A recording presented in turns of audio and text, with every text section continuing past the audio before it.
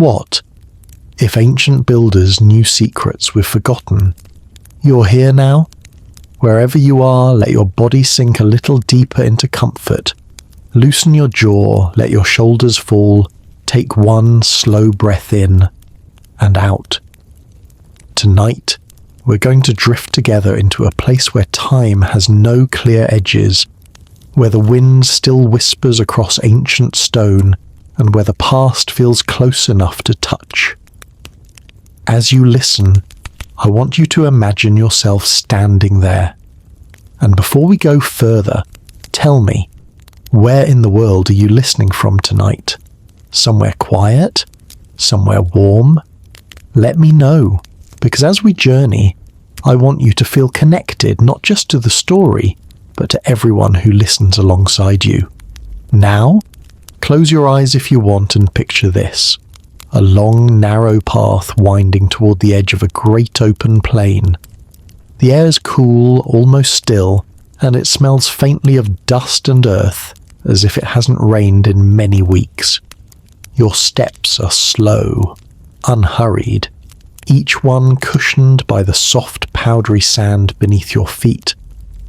Around you, the horizon is a watercolor blur golden light fading into deep blue, the day surrendering to night. Somewhere far away you hear the low, almost hollow call of a bird settling in for the evening. There's nothing else, no cars, no voices, only you, the earth, and the fading warmth of the sun on your skin. The path widens, and now you stand before it, an ancient ruin rising out of the ground like the bones of something once alive. It's not a polished monument like the ones in books. This place feels raw, worn, almost shy in the way it reveals itself. Great blocks of stone, each one taller than you, are stacked with such precision that no blade of grass could slide between them. Their surfaces are smooth in some places, rough in others, as though they've been touched by 1,000 storms and just as many hands. The stones catch the last threads of sunlight, turning them into a warm, honeyed glow. You step closer, and the air changes. It's cooler here, as if the stones themselves breathe out a quiet, steady chill. You rest your hand on one and feel a texture both rough and polished, a contradiction that makes you linger. The scent here is different too. Under the dust you smell something older, something like rain on dry earth, but deeper, as though the stone itself has absorbed the memory of countless seasons. The silence is so complete that it becomes a sound of its own. You can hear the soft rhythm of your breathing, the faint thump of your heartbeat in your ears. You let it all slow down, your body, your thoughts, until you're just here, in this moment, in this place, a quiet observer of something that has stood for longer than you can imagine. You walk along the outer wall, running your fingers across carvings so faint they might disappear if you blink. Spirals, stars and lines that seem to lead nowhere and everywhere at once. They don't look like writing, not exactly. More like fragments of a language meant to be felt, instead of read. Your fingertips trace each curve, and for a fleeting second, it feels as though you're repeating the same motion someone else made hundreds, maybe thousands of years ago. The light fades further, and with it the world softens. Shadows lengthen, reaching across the stones like dark rivers, and the first cool touch of night brushes your skin. Above, the sky deepens into velvet, scattered with stars so clear and bright they look like holes punched through the darkness. You tilt your head back, letting your eyes drink it in, and for just a moment the ruins around you fade from view. It's only you, the earth beneath your feet and the infinite stretch of stars above. And yet, even in the quiet, something in you feels watched, not in a way that stirs fear, but in a way that makes you feel noticed. acknowledged, as if the place itself is aware of your presence. The wind stirs, carrying with it a faint hum, not quite a sound, more like a vibration you feel in your bones. It could be the wind finding its way through hidden cracks, or it could be something else. You breathe it in and let it settle inside you. Your steps slow again, almost unconsciously, as though the ground beneath you is urging you to move with care. You pass through a narrow gap in the wall, the stone edges worn smooth by countless years. On the other side, an open courtyard reveals itself, its surface uneven, a patchwork of cracked stone slabs and wild grass that pushes stubbornly through. In the centre stands a single block of stone, taller than a man, leaning slightly, as if time itself had tried to move it and failed. You approach it without thinking, drawn in by something you can't name. Up close you see more markings deeper than the faint carvings outside. These are bold, deliberate and strangely symmetrical. You press your palm against the cold surface and close your eyes. For a moment there's nothing but darkness, and then faintly you imagine the sound of voices, low and distant, speaking in a language you don't know, but somehow feel you've heard before. It's gone as quickly as it came, leaving only the quiet. The night air cools further, and the first hint of moonlight spills across the stones, turning them silver. The stars above seem to shift subtly, aligning with the shapes of the ruins below in a way that feels intentional.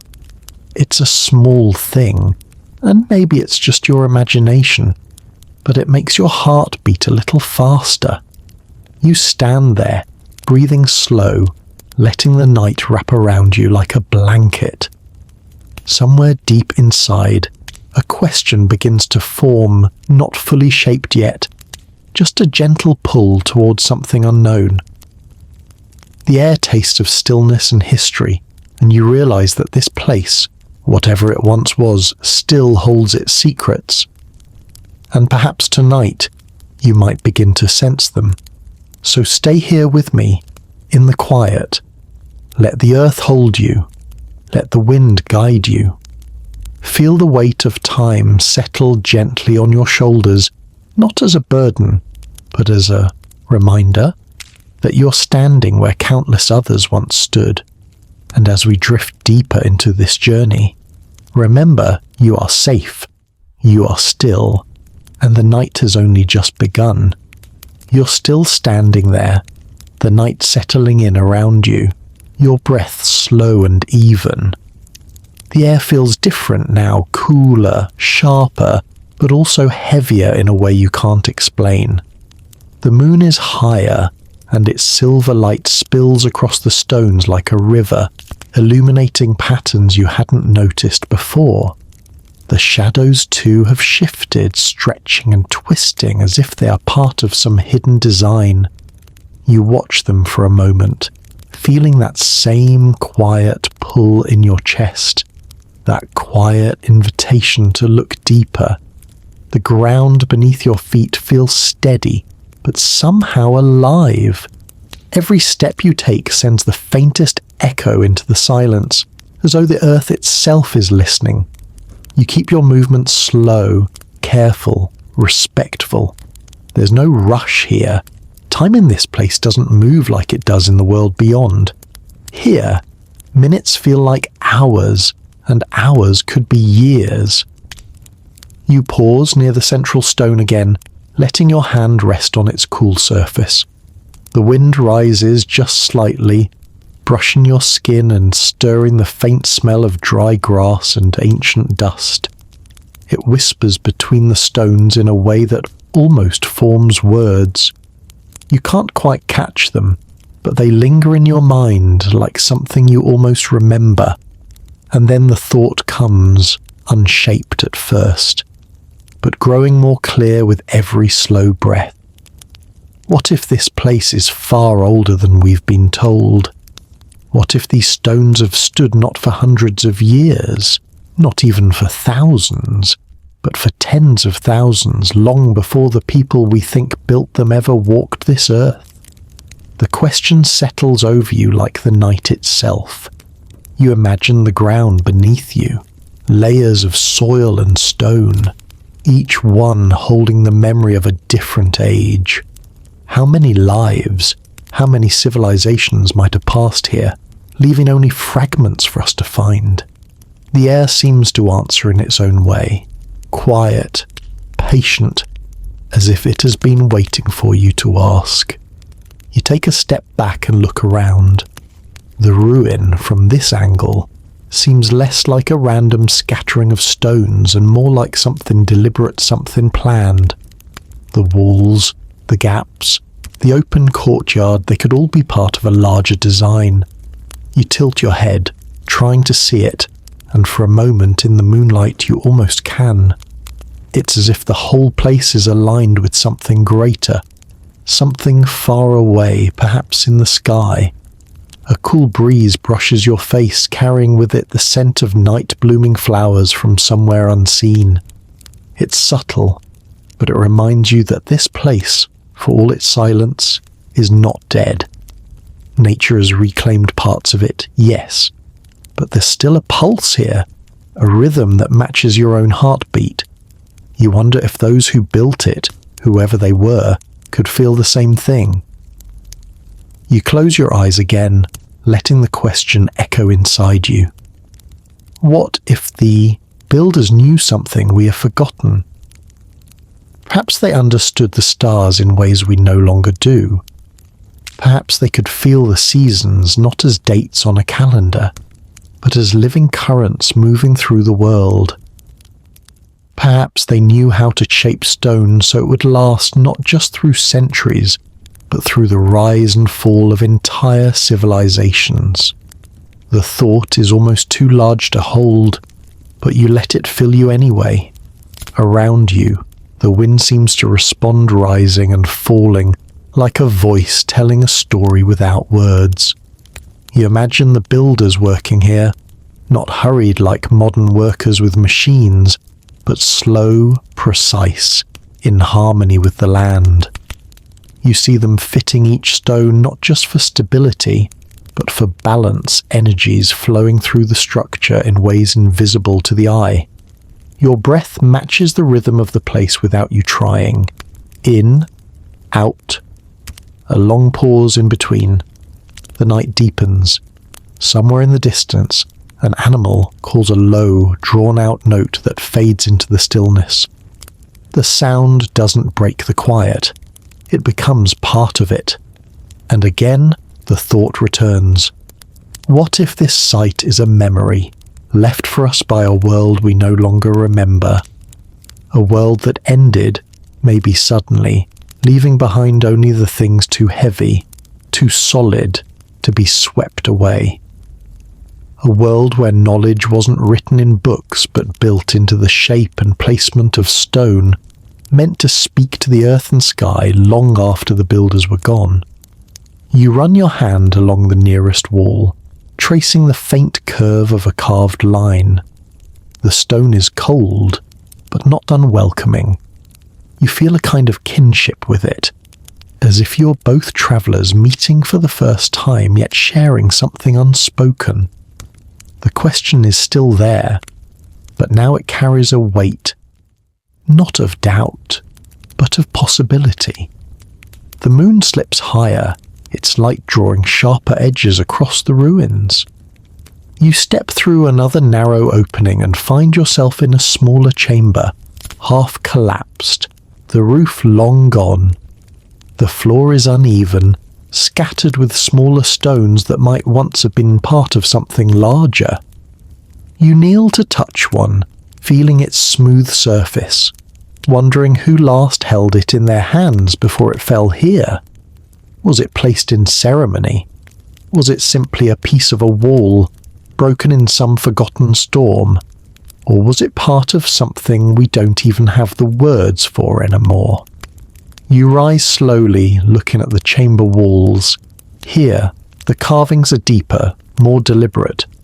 Symbols you don't recognize but that feel strangely familiar. Shapes that echo the stars or the path of the sun, or maybe something far older than either. You wonder if anyone alive today truly understands them, or if their meaning is lost, buried under the weight of time. Your hand brushes against one particular carving, a spiral surrounded by smaller radiating lines. The moment you touch it, the wind outside rises sharply, as if stirred. You pause, listening. The sound fades again, but the feeling remains. This place is alive in some way you can't explain. You step back into the open air, breathing deeply. The stars above seem brighter now, and you realize how rare it is to see them so clearly. In the silence, under their light, you feel small but also part of something vast, and the question lingers in the air, no longer just a passing thought but a living thing. What if this site is far older than history will admit? You let the question stay with you, not rushing toward an answer. Some questions aren't meant to be solved quickly. Some are meant to be carried, to be returned to again and again. Tonight, in the stillness of these ruins, under the quiet gaze of the moon, you choose to carry this one a little longer. The wind softens again, brushing your face like a hand in passing. You stand still, breathing, letting your eyes wander over the stones, the shadows, the endless sky. Whatever this place once was, it still has a voice. And tonight, it has spoken to you in the language of silence. And perhaps that is where the truth begins. At the edge of a high plateau where the wind travels unbroken for miles, the ruins rest like a crown upon the earth. From above, their shape emerges, part circle, part jagged line, as if drawn by an ancient hand across the stone and soil. Around them, the land stretches wide, a patchwork of dry grasslands and scattered trees, all framed by distant mountains whose peaks are sometimes lost in drifting clouds. In the daylight, the stones gleam pale and sun-bleached, their surfaces warm to the touch. By night, they drink in the silver light of the moon and hold it, faintly glowing until dawn. The plateau itself is a place of contrasts. In the rainy season, the grass grows tall and soft, bending under the weight of dew each morning. Streams appear suddenly, carving shallow paths that glitter in the sun. In the dry months, the ground cracks and hardens, the air becomes thin and sharp, and the colours fade into muted browns and greys. Yet through all of this, the shifting seasons, the long passage of years, the ruins remain unchanged, their edges worn but unbroken, their presence steady as the sky. Travellers who come here for the first time often notice the silence before anything else. Even when the wind is moving, even when birds circle above or insects hum in the grass, there is a quality to the sound here that feels hushed, as though the place itself is listening. If you stand very still, you can hear the faint sigh of the air moving through the gaps between stones, each passageway shaping the wind in its own way. From a distance, the structure looks simple, a scattering of stone blocks, some stacked, others fallen. But when you walk closer, patterns begin to emerge. The largest stones are placed at the base, each one taller than a person, their weight almost beyond comprehension. Above them, smaller stones are fitted so precisely that no mortar is needed, and yet they have stood through storms, earthquakes, and centuries of change. Some of the walls curve gently, others run in straight lines that seem to point toward the horizon. A few openings face directly toward where the sun rises on the longest day of the year, or where it sets on the shortest. In the evenings, as the sun drops low, the shadows fall in such a way that certain carvings are revealed, their shapes clear only for a few brief minutes before they vanish again into darkness. No one knows exactly why this place was built here, so high and far from any river or fertile valley. Some believe it was meant as a place of ceremony, a bridge between the earth and the sky. Others think it may have been a stronghold, a place of protection during times of conflict. There are even those who imagine it as a kind of observatory, where ancient builders tracked the movement of the stars and the changing of the seasons. The land around the ruins offers few clues. There are no villages nearby, no obvious remains of roads or paths leading to this spot. The nearest settlements are miles away, and even they are small, scattered across the hills. To reach the plateau, one must climb narrow, winding trails that twist through ravines and over ridges, the kind of journey that would be difficult even for those who know the way. And yet, standing here, it's hard to believe the location was chosen by chance. From the highest point of the plateau, the view stretches unbroken in every direction. On clear nights, the stars feel impossibly close, and the Milky Way runs like a river of light from one horizon to the other. In the early mornings, the mist rises from the valleys below, drifting upward in pale ribbons until it touches the stones. The carvings scattered throughout the site are varied in style and depth. Some are faint, their lines smoothed by centuries of wind and rain. Others remain sharp and deliberate, protected by overhanging stones or hidden inside chambers. They are spirals, intersecting lines, and symbols that resemble constellations.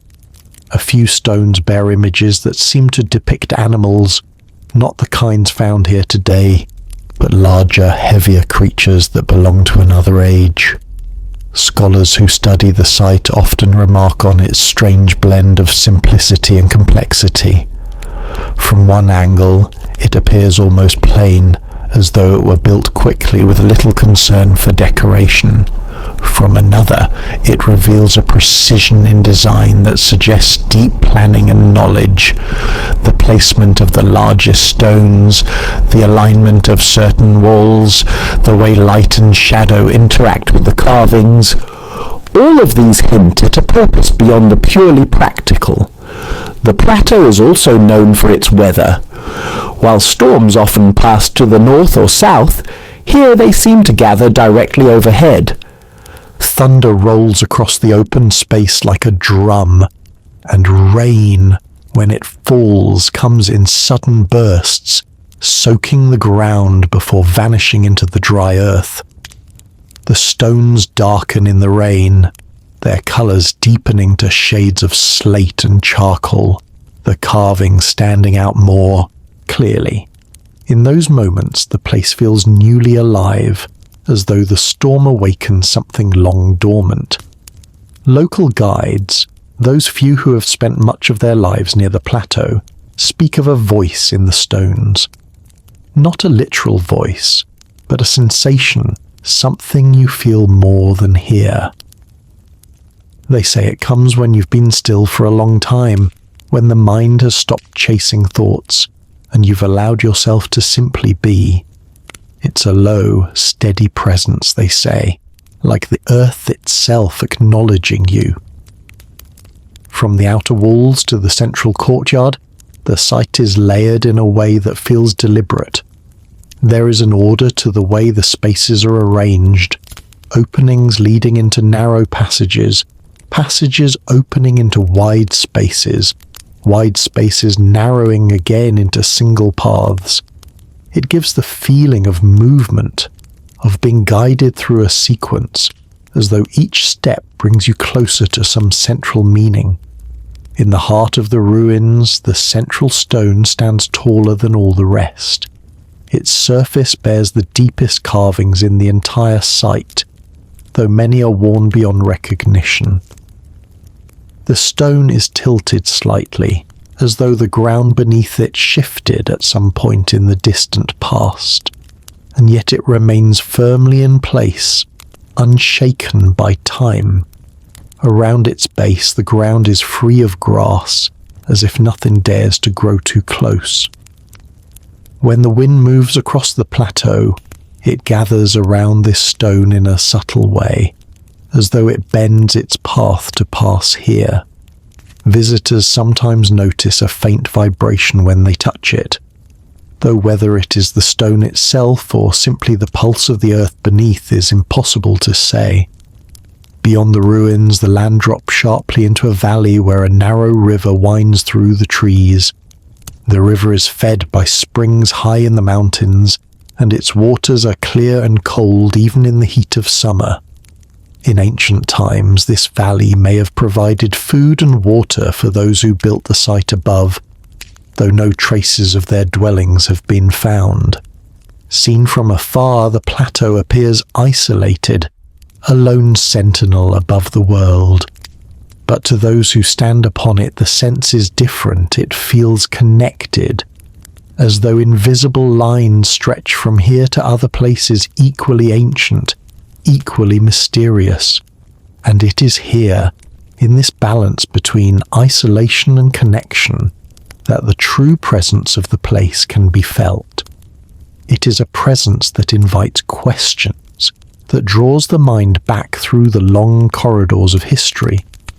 A presence that suggests the builders, whoever they were, did not simply choose this spot for convenience.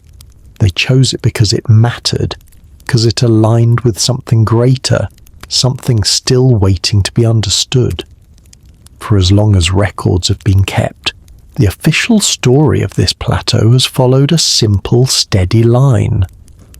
According to mainstream archaeology, the ruins are the remains of a ceremonial site constructed by a regional culture that flourished roughly 1,000 years ago.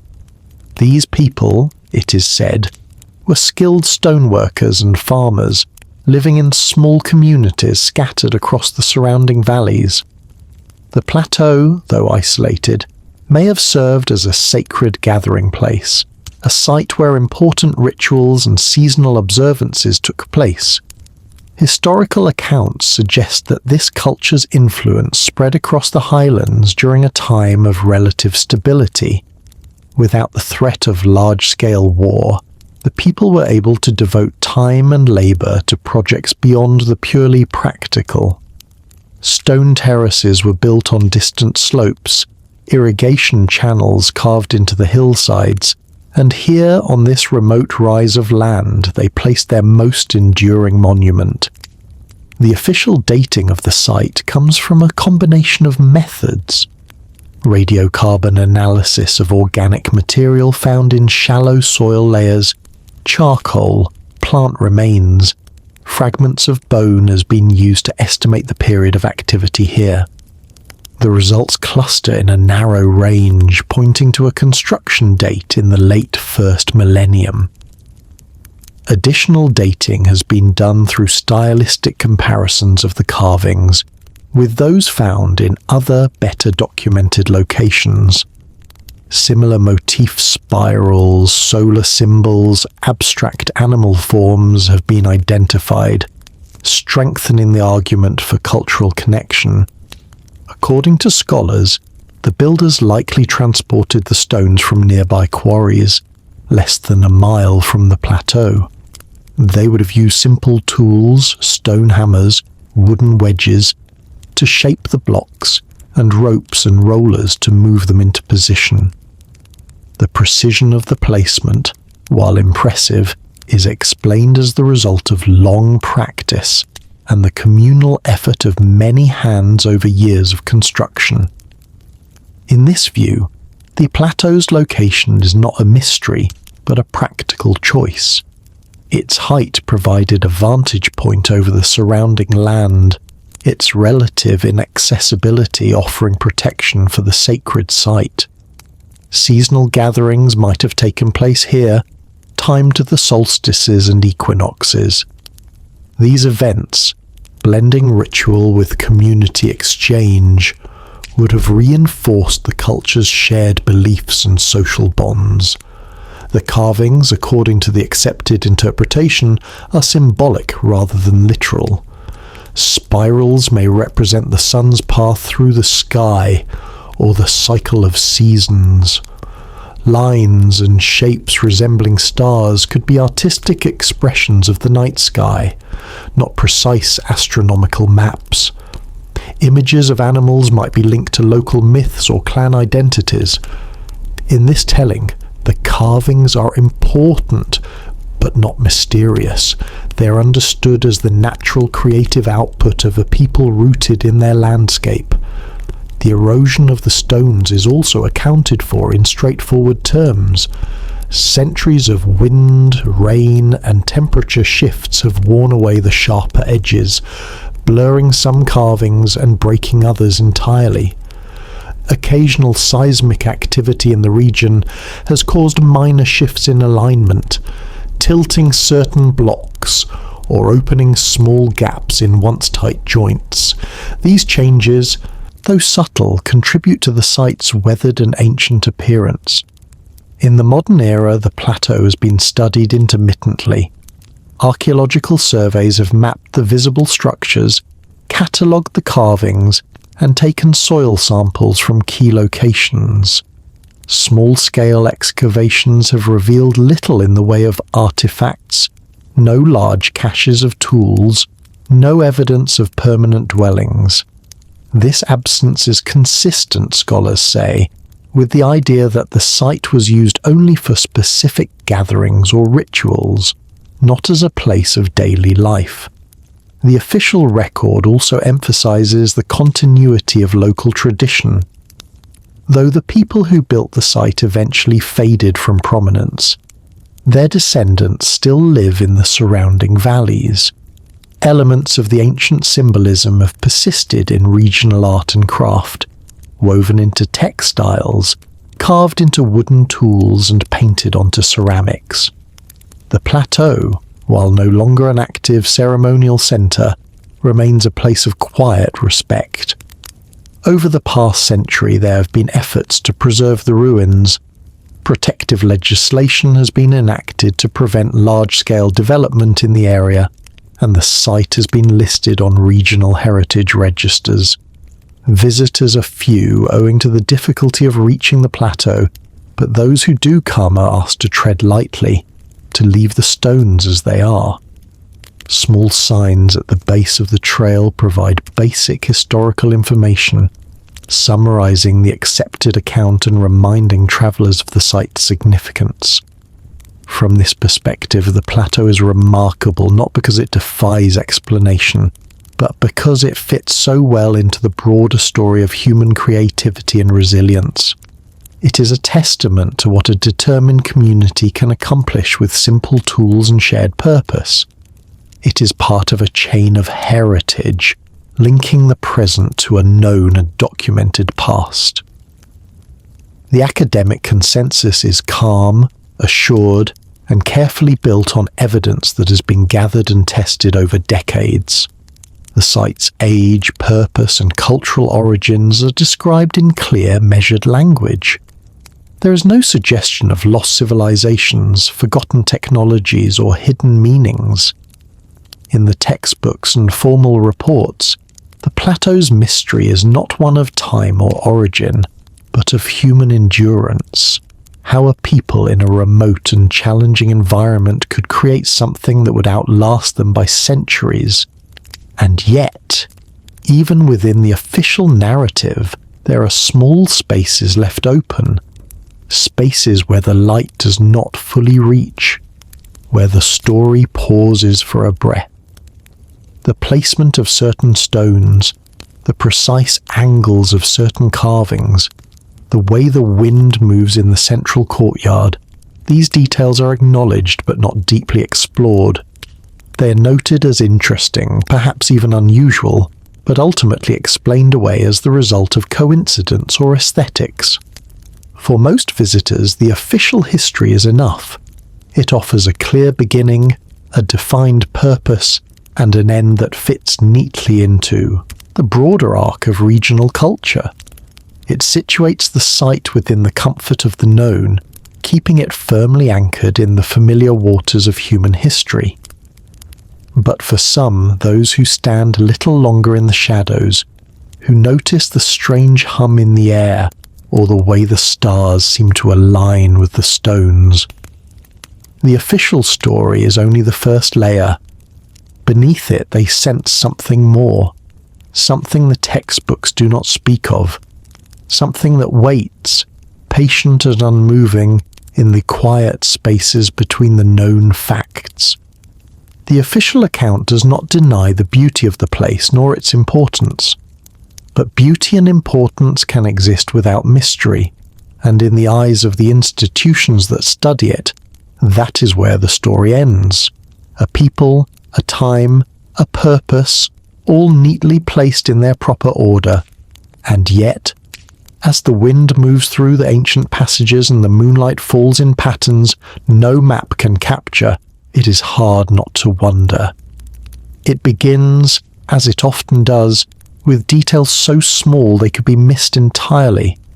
A faint line carved into the base of a stone too precise to be the work of natural erosion, yet too shallow to match the style of the carvings above it.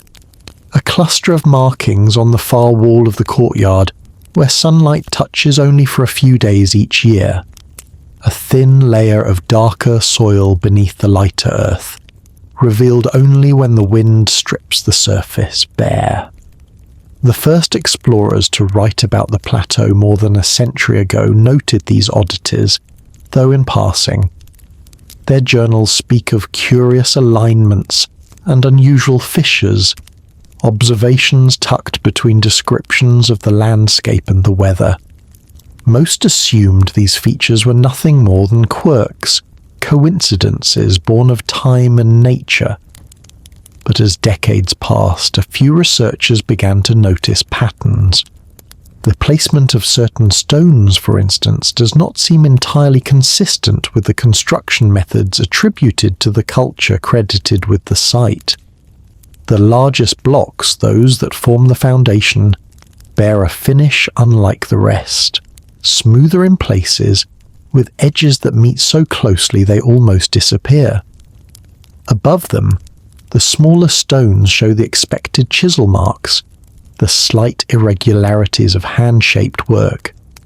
It is as if the base was made by one group, and the upper layers by another, perhaps centuries apart. Even the weathering tells a strange story.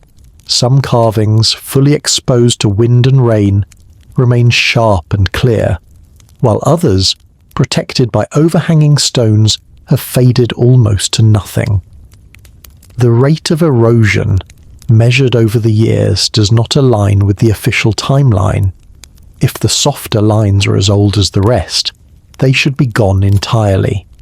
If the sharper ones are newer, why do they depict symbols associated with the earlier layers? There is also the matter of the stone itself.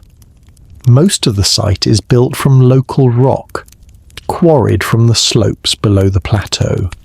But here and there, tucked almost invisibly among the walls, are blocks of a different kind, denser, heavier, and not found anywhere nearby.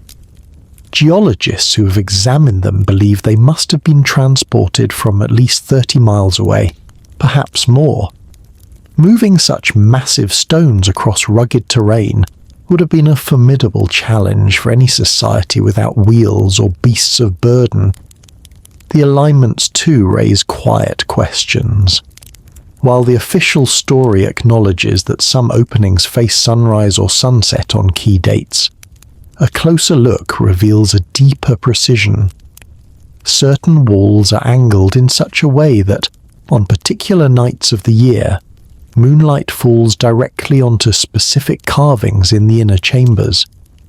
Other alignments seem to correspond not to the sun or moon, but to bright stars and constellations as they appeared thousands of years ago.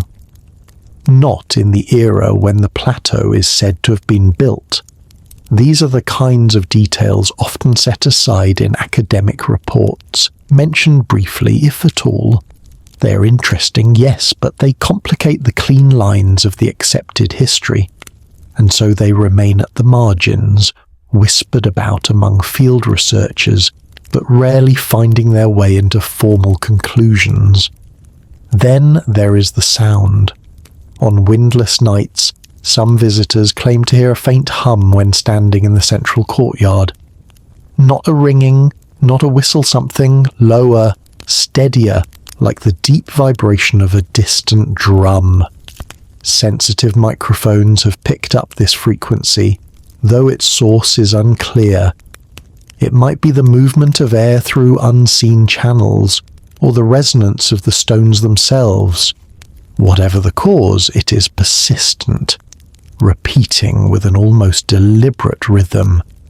In the far corner of the plateau, where a collapsed section of wall meets the edge of the cliff, there is an opening half hidden by vegetation. It leads into a short tunnel, barely wide enough for a person to walk upright. The tunnel ends in a small chamber, its walls smooth and uncarved, the floor made of a single slab of stone. For years, this space was ignored, assumed to be a collapsed storage room or shelter. But in recent times, measurements have revealed something unusual. The chamber is a perfect rectangle, its proportions matching those found in other ancient sites across the world, some thousands of miles away. No one has been able to explain why a culture limited to this region would adopt a design seen in such distant places, or how they would even know of it. The similarity could be coincidence, but for those who look closely, it is one more piece of a puzzle that refuses to fit neatly together. Even the local traditions, when quietly asked about, do not align fully with the official record. Elders in nearby villages sometimes speak of the first builders, a people distinct from those remembered in recent history. These first builders, they say, were here long before the current valleys were settled, long before the rivers carved their present courses. The stories do not name them, nor describe their appearance, the sky, and stones that moved like water. Such stories, when written down, often lose their shape. They become reduced to myth or legend, set apart from the factual record. Yet when heard in the quiet of a firelit evening, they carry a weight that lingers. The tone is not one of fantasy, but of memory dim, incomplete, but stubbornly present. For now, these anomalies remain scattered. A different kind of stone, a carving too sharp or too faded, an alignment that points to a star from another age. On their own, each could be explained away. Together they begin to suggest something else, not a contradiction of the official history perhaps, but a shadow that runs alongside it. A suggestion that the story may have deeper layers buried in time just as surely as the stones are anchored in the earth. The plateau does not reveal these things easily. You must walk it slowly, returning to the same spots in different light, in different seasons. You must watch how the shadows move, how the wind changes its song. You must stand still long enough to notice the patterns, and once you see them, it is difficult to return to the comfort of the simple, official tale. 'Cause then, the questions begin to grow. If the base stones are older than the rest, who placed them there? If the alignments point to skies from another time, when was the true moment of construction? And if the carvings carry symbols from more than one era, what does that say about the people who returned here, again and again, across centuries? These are the first cracks in the surface of certainty. They are small, almost invisible, but they are there, waiting for those who are willing to look closer. and once you have seen them, it is no longer possible to walk among these stones without feeling that the past is far more complex than we have been told. As you begin to notice the first subtle cracks in the official story, the plateau seems to shift. The air feels different here now, heavier somehow, as if you've stepped over an invisible threshold. The scattered anomalies no longer seem like harmless curiosities. They feel like the edges of something larger, edges that, if followed, could lead far beyond the safe boundaries of what's been written in books. The most striking evidence begins with the stones themselves. Up close, certain blocks display a precision that seems almost impossible, given the tools attributed to the builders. Some of the joints between these stones are so fine that even a single strand of hair cannot slip between them. There is no mortar, no binding agent of any kind, yet the stones fit so perfectly that they have remained locked in place for what could be countless centuries. The official narrative credits this to patience and skill, to years of careful shaping with stone hammers. But anyone who has tried to work stone this way knows the truth. Such perfection is beyond what simple pounding and chipping can achieve. More puzzling still are the surfaces of these blocks. In some places they are polished to a glass-like smoothness, reflecting the light of the moon as if they had been poured rather than carved. Others bear faint curving tool marks that do not match any known chiseling technique.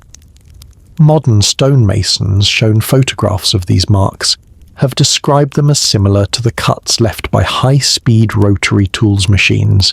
In other words, that should not have existed in the world of the supposed builders. Then there is the matter of scale. Some of the base stones weigh many tens of tons, perhaps more. They are far too large to have been moved with ropes and manpower alone, especially across uneven, steep terrain. The path from the nearest quarry is narrow, winding, and in places almost impassable. Even today, moving such block would require cranes or specialized vehicles, neither of which existed in the era claimed by the textbooks. And yet here the stones are, placed with precision, as if weight itself were no obstacle. One particularly baffling block lies at the northern edge of the courtyard. Its face is perfectly flat, almost unnaturally so, and its corners are as sharp as if cut by a modern saw. Around its base, smaller stones are fitted so tightly they appear to merge into it. The block is made of the denser, non-local stone, the same type found miles away, and shows no sign of tool damage that would indicate it had been broken into shape. To some eyes, it appears as though it had been moulded, the way clay is pressed into a form then hardened. The alignments that seemed subtle in earlier observations now take on a more startling dimension. When mapped carefully, the site's major stones form a geometric pattern that mirrors certain constellations, not as they appear today, but as they would have appeared more than 10,000 years ago.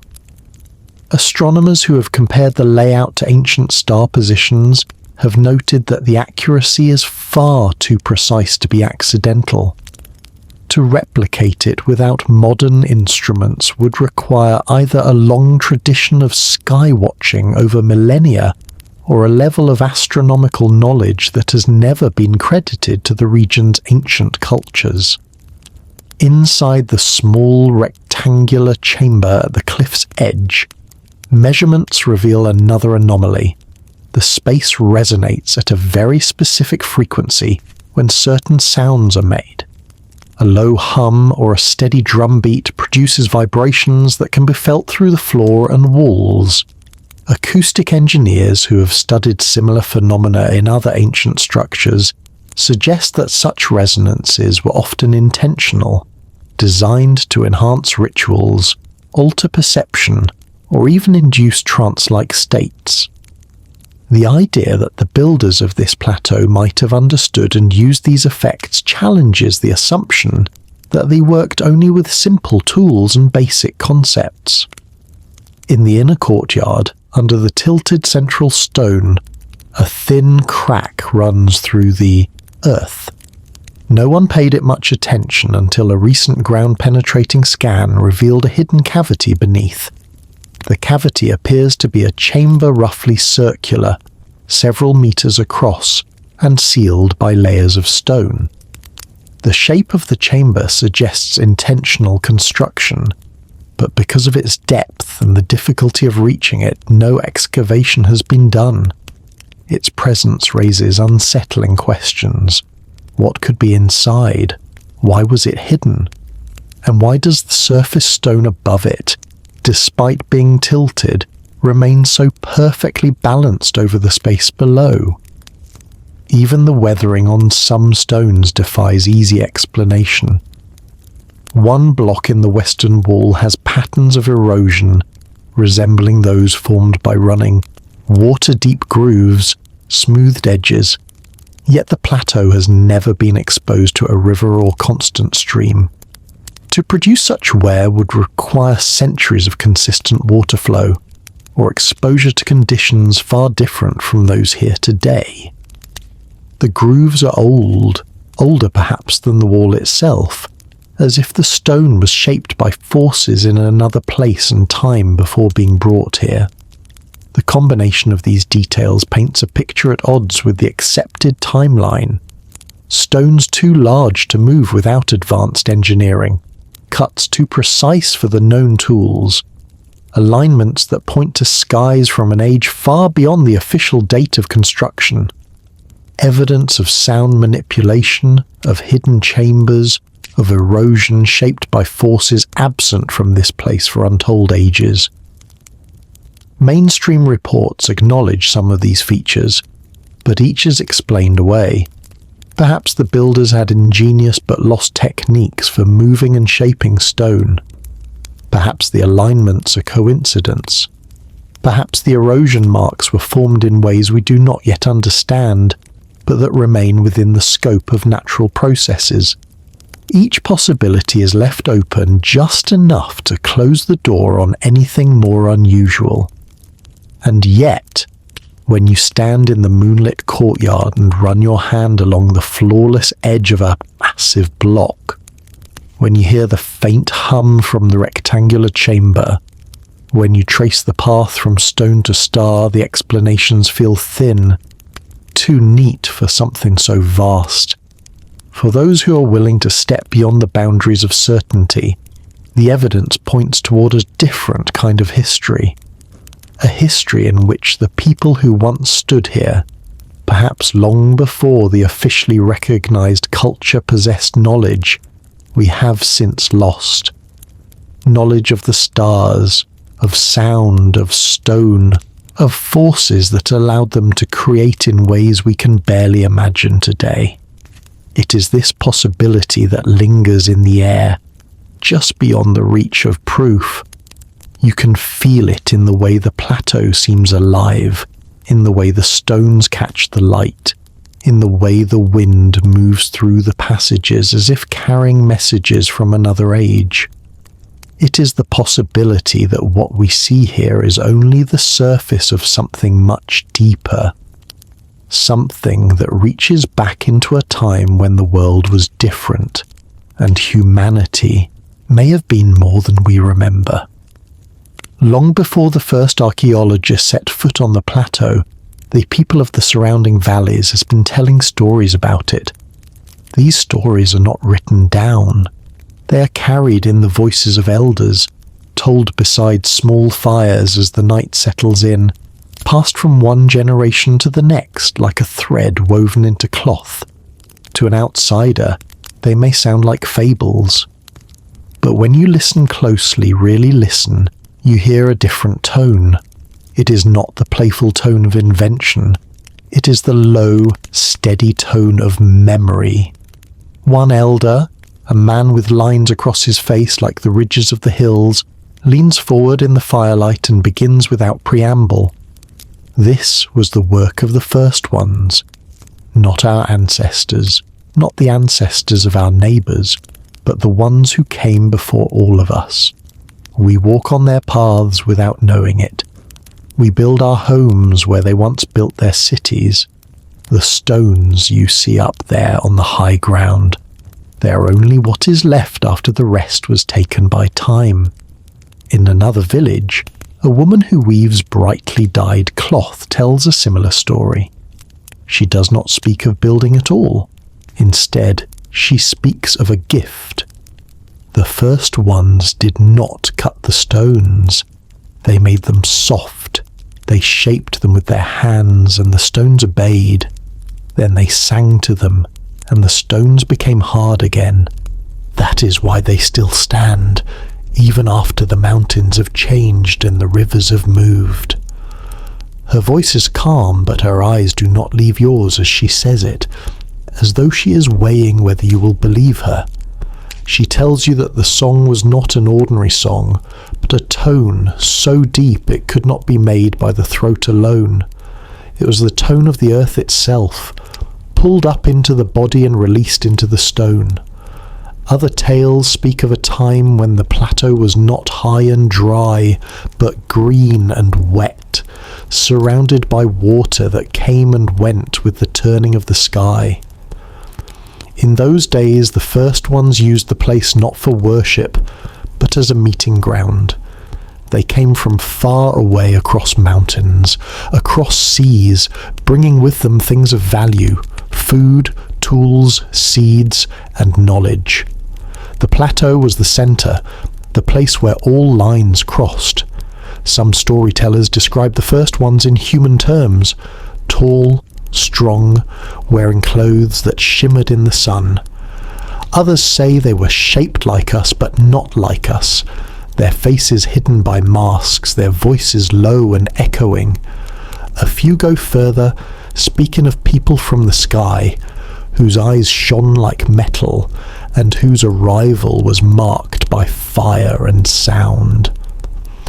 A hunter from one of the higher villages recalls what his grandfather told him. When the first ones left, they closed the heart of the mountain. They put a stone over it so no one could take what was inside. But the mountain remembers. Sometimes at night, you can hear it breathing. When pressed to explain, he only shrugs and says, "Go there on a still night. You will hear it yourself." There are also the cautionary stories, the ones told to children who wander too far from home. In these, the plateau is not simply an ancient place, but a place that demands respect. It is said that those who treat the stones carelessly, who move them or carve their own marks into them, will lose their way in the hills and never find the path back. Some say the stones themselves can shift, rearranging the trail so the offender is led in circles until they collapse from exhaustion. One woman tells a quieter, more mournful story. She says the first ones left because of a great change in the sky. The sun grew weak, the air turned cold, and the rains became snow that did not melt. The people here could no longer grow their food, so they took what they could carry and walked toward the rising sun. She does not say whether they survived the journey, only that they never returned. When you ask about the alignments, the way the stones match the stars, many nod as if it is obvious. "Of course," says one elder, "the stones are part of the sky. They speak to each other." Another tells you that the plateau is not just aligned with the star above, but also with other places on the earth. He lists mountains and lakes far to the south and west, saying, "If you travel from here to there in a straight line, you will find the same marks, the same stones. It is one design." Some of these connections can be traced on maps. Others exist only in the mind's eye, where memory and imagination blur. But whether or not the lines can be proven, The conviction in their voices is unmistakable. They do not doubt. Not all the stories are solemn. Some have an almost playful undercurrent, as if the tellers enjoy leaving the listener unsettled.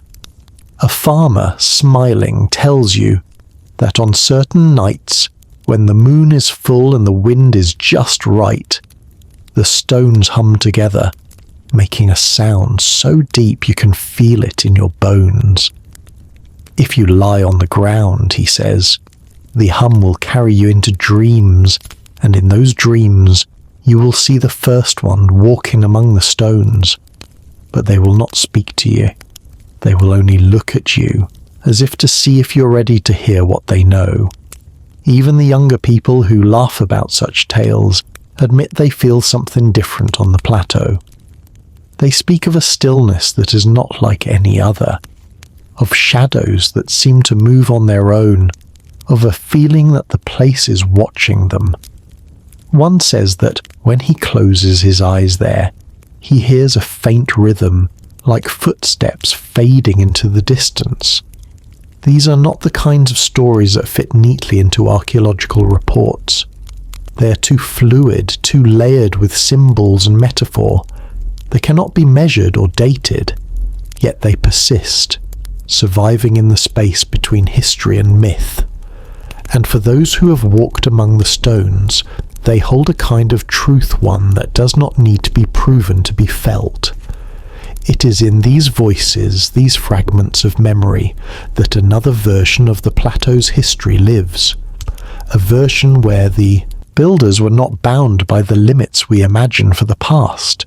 A version where stone could be shaped by sound, where people travelled distances we think impossible, where the earth and the sky were parts of the same language. And as you listen, it becomes clear that the stones are not the only thing the first ones left behind. They left their stories too woven into the minds of those who remain, waiting for someone willing to hear them without trying to pin them down like specimens in a glass case. Because here, in the valleys beneath the plateau, history is not just a record of what happened. It is a living thing spoken into the night air, carried on the wind, and breathed back into the stones every time someone tells the story again. When you look at the plateau through the narrow lens of local history, it already holds more questions than answers. But when you widen that view, when you begin to compare it to other ancient sites scattered across the globe, the picture becomes far stranger. Patterns emerge where none should exist. Connections appear between cultures said to have never known each other, and the possibility of a deeper, shared origin begins to take shape. The first parallels are architectural. The massive foundation stones of the plateau, with their tight mortarless joints and irregular yet perfectly fitted shapes, bear a striking resemblance to the walls of Sacsayhuaman in Peru, thousands of miles away. There too the blocks are fitted so precisely that no blade can pass between them, and some weigh well over 100 tons.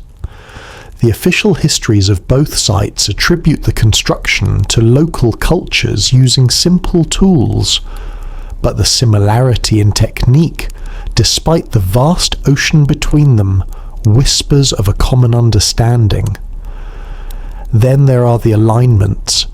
The plateau's walls and openings point towards specific positions of the sun, moon, and stars, much like the alignments found at Stonehenge in England or the megalithic temples of Malta. These are not vague correspondences, they are precise, sometimes to within a degree. At each site, certain days of the year, solstices, equinoxes, lunar standstills, transform the structures into instruments of light and shadow.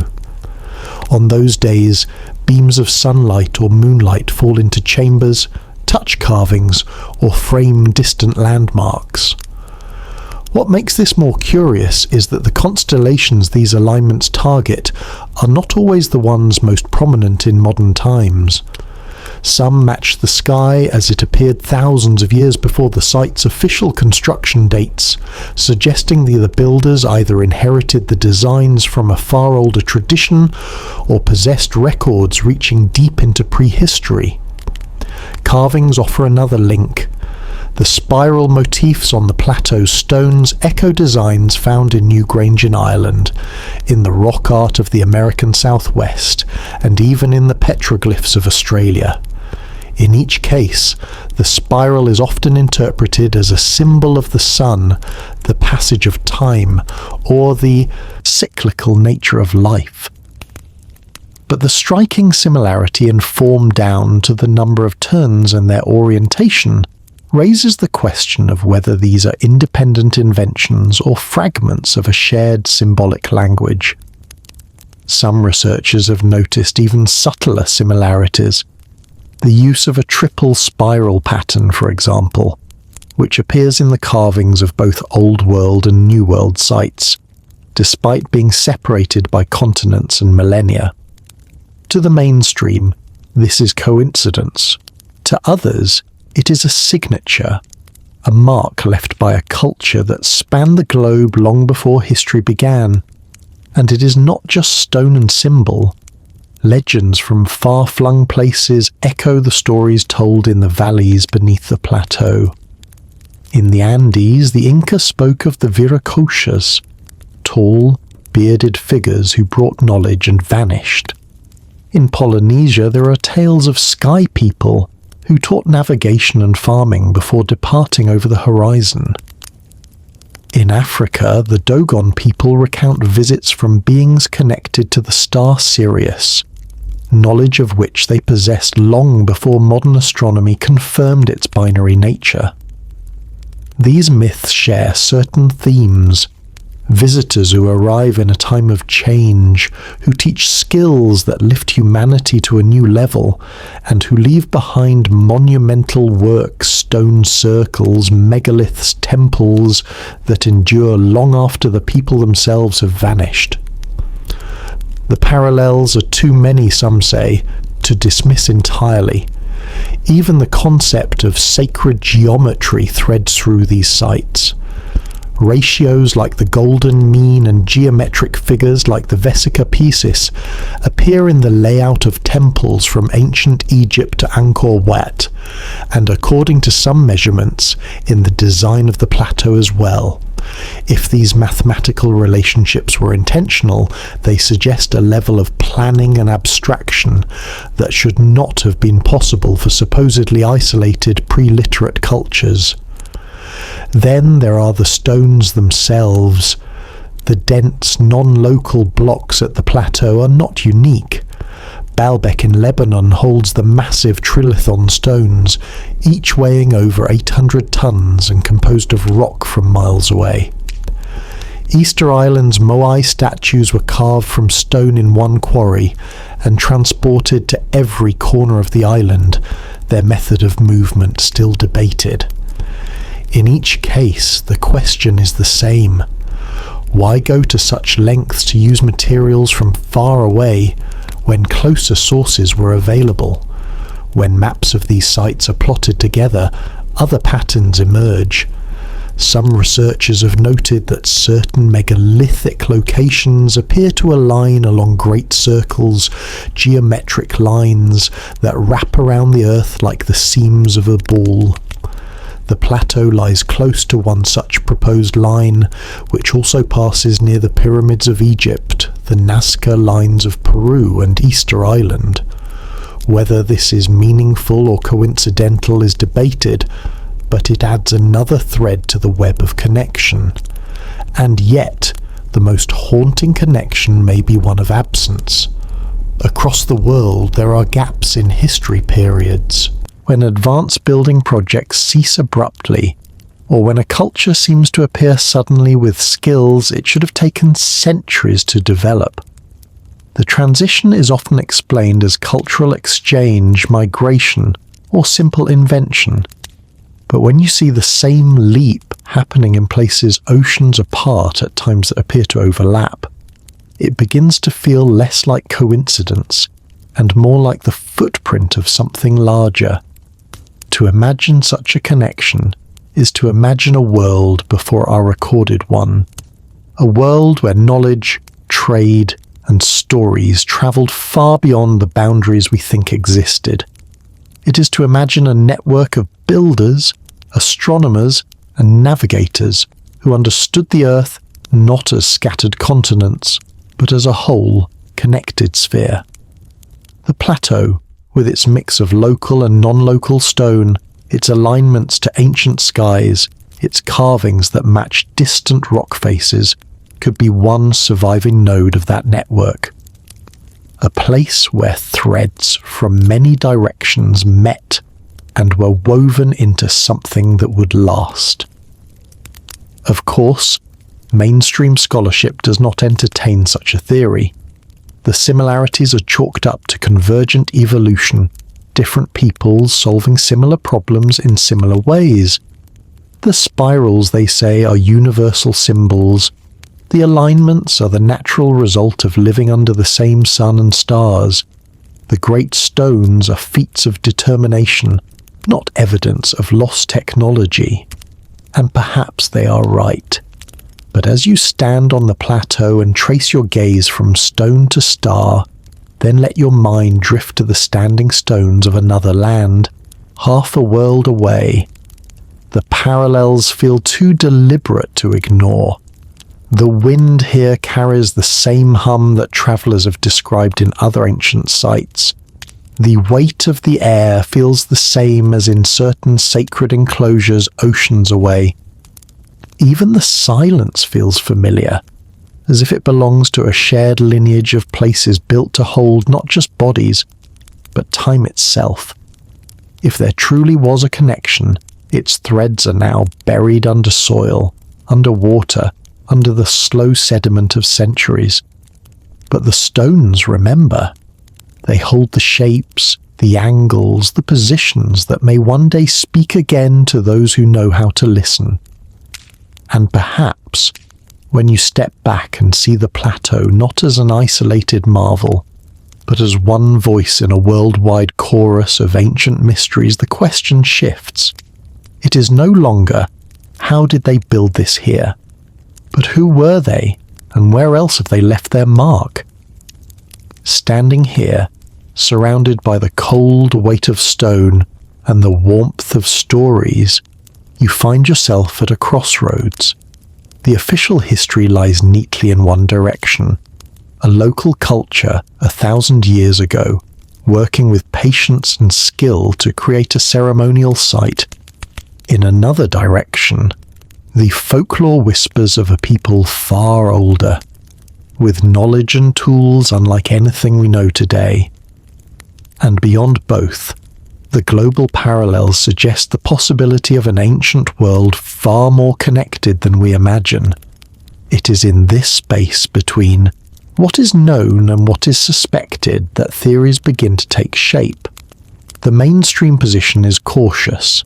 According to academic archaeologists, all the features of the plateau can be explained through persistence, ingenuity, and the accumulation of skill over generations. The tight joints between the stones are the result of repeated shaping, checking, and reshaping until the fit was perfect. The movement of massive blocks was achieved with ropes, wooden sledges, and the cooperation of hundreds of workers. The alignments to the stars and sun are evidence not of advanced astronomy, but of careful observation over many years. This theory emphasizes the resilience of human societies, how determination can overcome the limits of technology. But even within the mainstream, there are quieter voices who wonder. They ask why the base stones differ so dramatically from the upper layers, why the erosion patterns don't match, and why certain alignments point to skies from thousands of years earlier. They do not leap to fantastical explanations, but they leave the door slightly open, acknowledging that there may be aspect of the site we do not yet understand. Beyond this, alternative theories spread in many directions. One proposes that the plateau is a palimpsest site built and rebuilt over an immense span of time. In this telling, the oldest stones at the foundation could be remnants of a civilization long vanished, their work later adapted by other cultures who added their own walls, carvings, and chambers.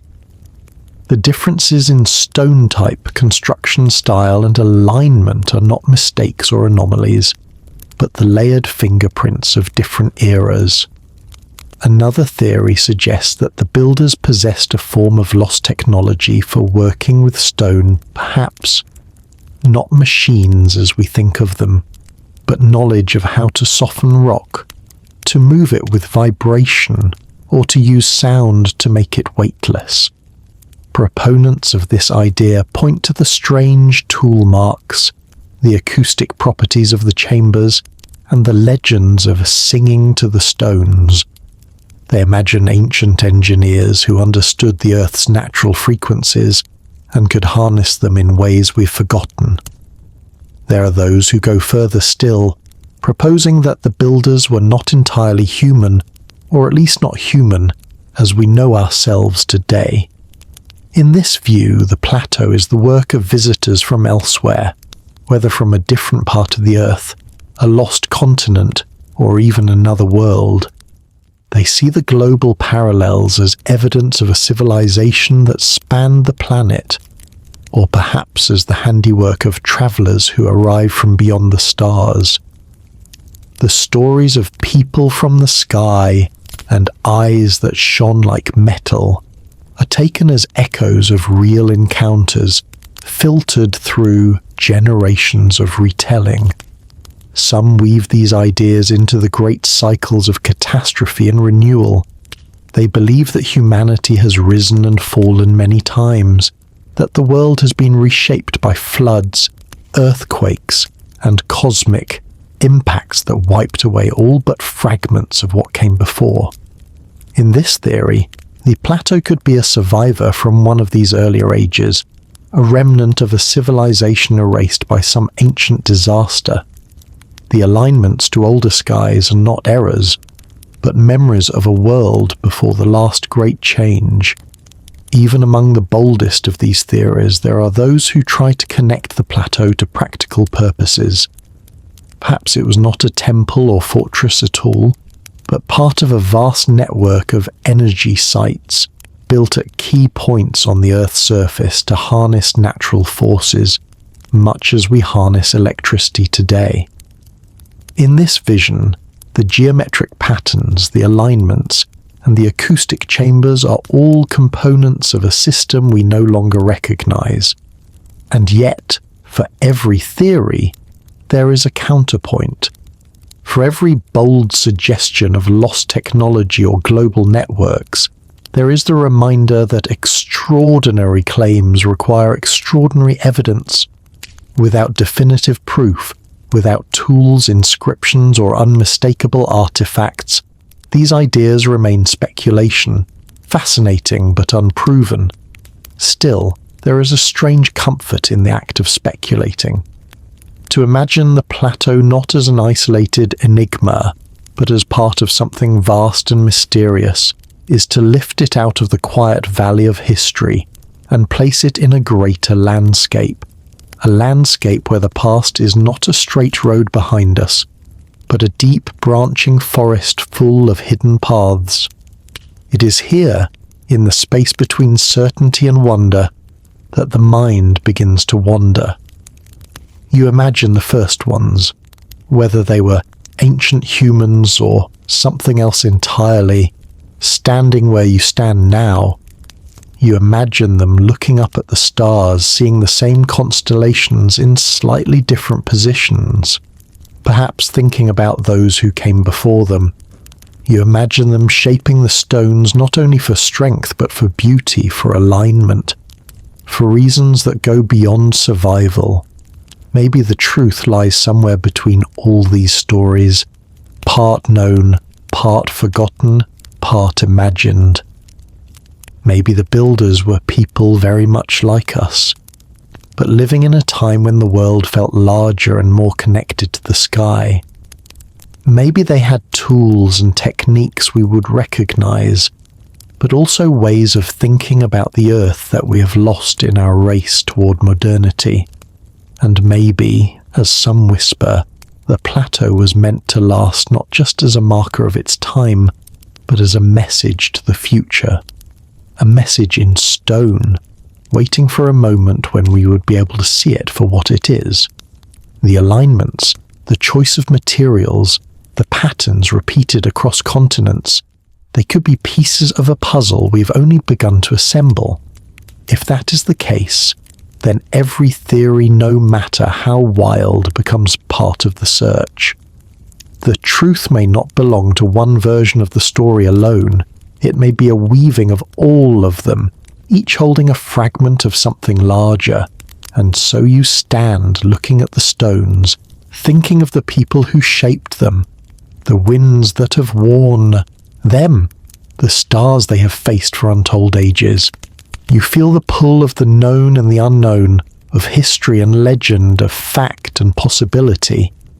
You know that the truth may never be proven, but you also know that the act of asking, of standing here in wonder, is itself a way of keeping the past alive, because in the end, every theory is a bridge, and perhaps the real purpose of the plateau is not to give us the answer, but to keep us building those bridges across time, across space, across the limits of what we think we know.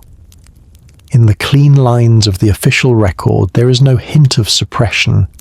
The textbooks, the heritage plaques, the archaeological surveys, they all speak with calm authority, presenting their conclusions as if they were simply the natural outcome of evidence and reason.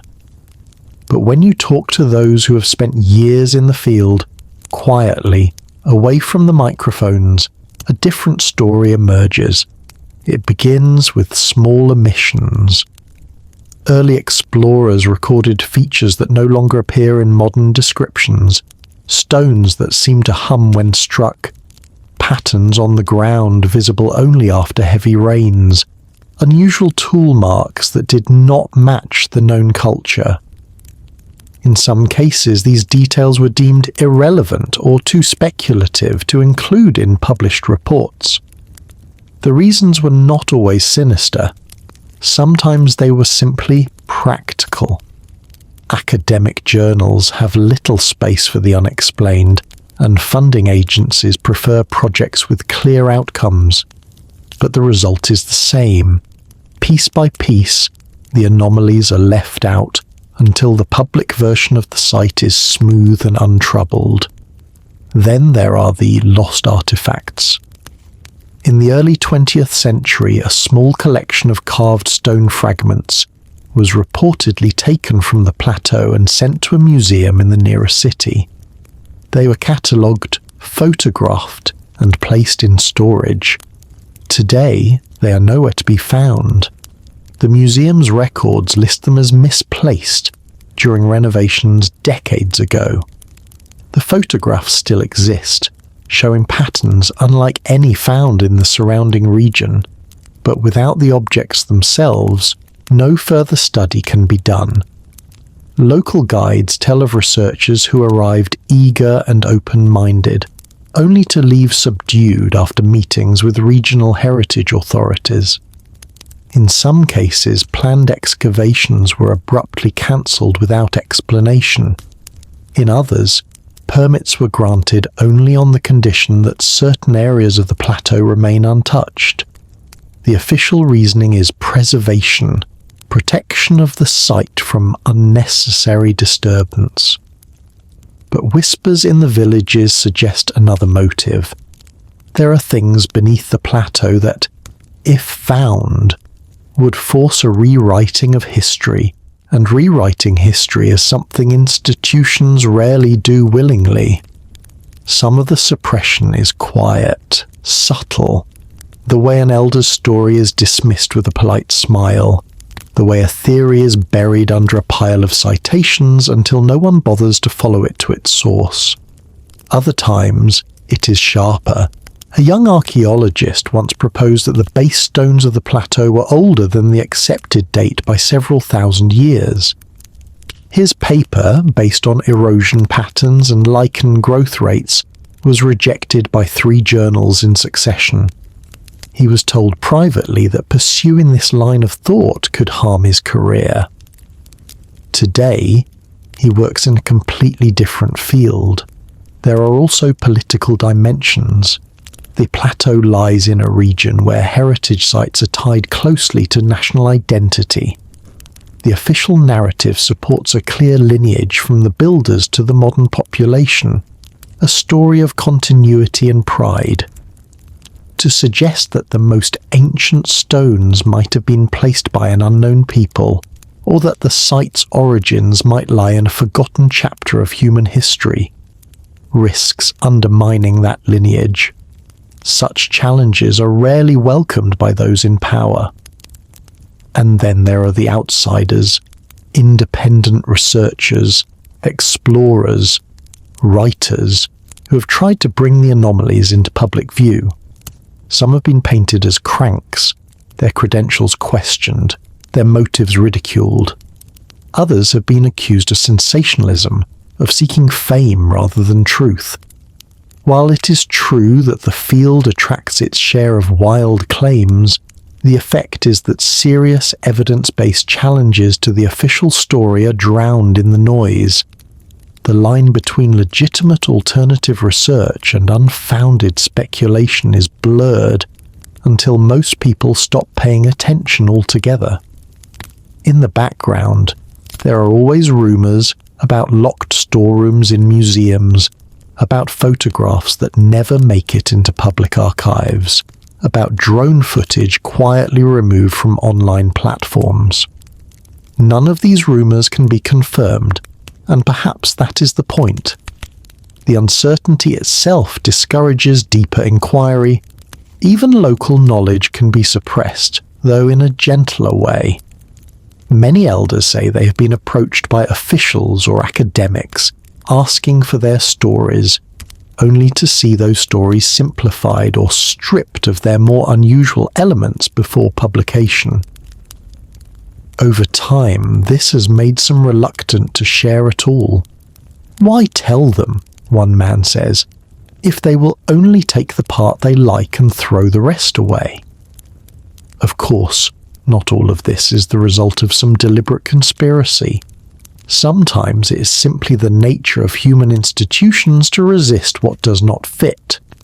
Archaeology, like any field, is shaped by consensus, by funding priorities, by professional reputations.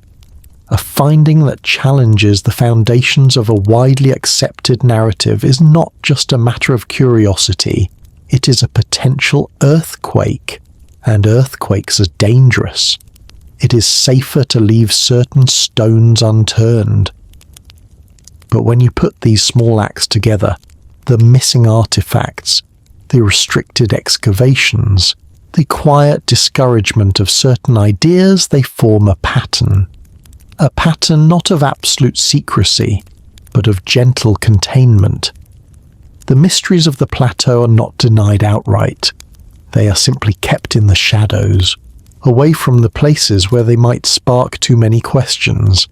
And so the story that reaches the public is like a carefully pruned tree, tidy, symmetrical, free of wild branches.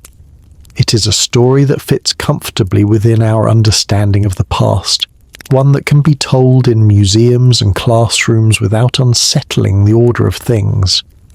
The other story, the one hinted at in the alignments, the tool marks, the deep hum of the stones, is left to wander in the margins, carried by whispers and the stubborn curiosity of those who refuse to stop asking. You can feel this tension when you walk the plateau, in the open spaces where the sun touches every stone. The official history feels strong, immovable. But in the shadowed corners, in the overgrown paths and the cracks in the walls, you sense the other story pressing close, waiting for someone to notice. It is not angry, Not urgent, just patient. It has waited this long. It can wait longer. And perhaps that is the most unsettling thought of all, that the truth of the plateau is not hidden in the sense of being locked away, but hidden in plain sight, wrapped in a layer of respectability so smooth and complete that most people never think to look beneath it. Long before satellite scans and digital maps, the plateau's mysteries were recorded in the weather-stained notebooks of travelers, explorers, and early archaeologists. Their accounts, scattered through dusty archives and private collections, are uneven, part observation, part speculation, part personal reflection.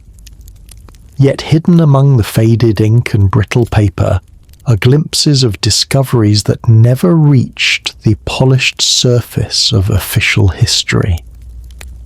One of the earliest written descriptions comes from a Spanish chronicler in the late 16th century. He was not a trained archaeologist.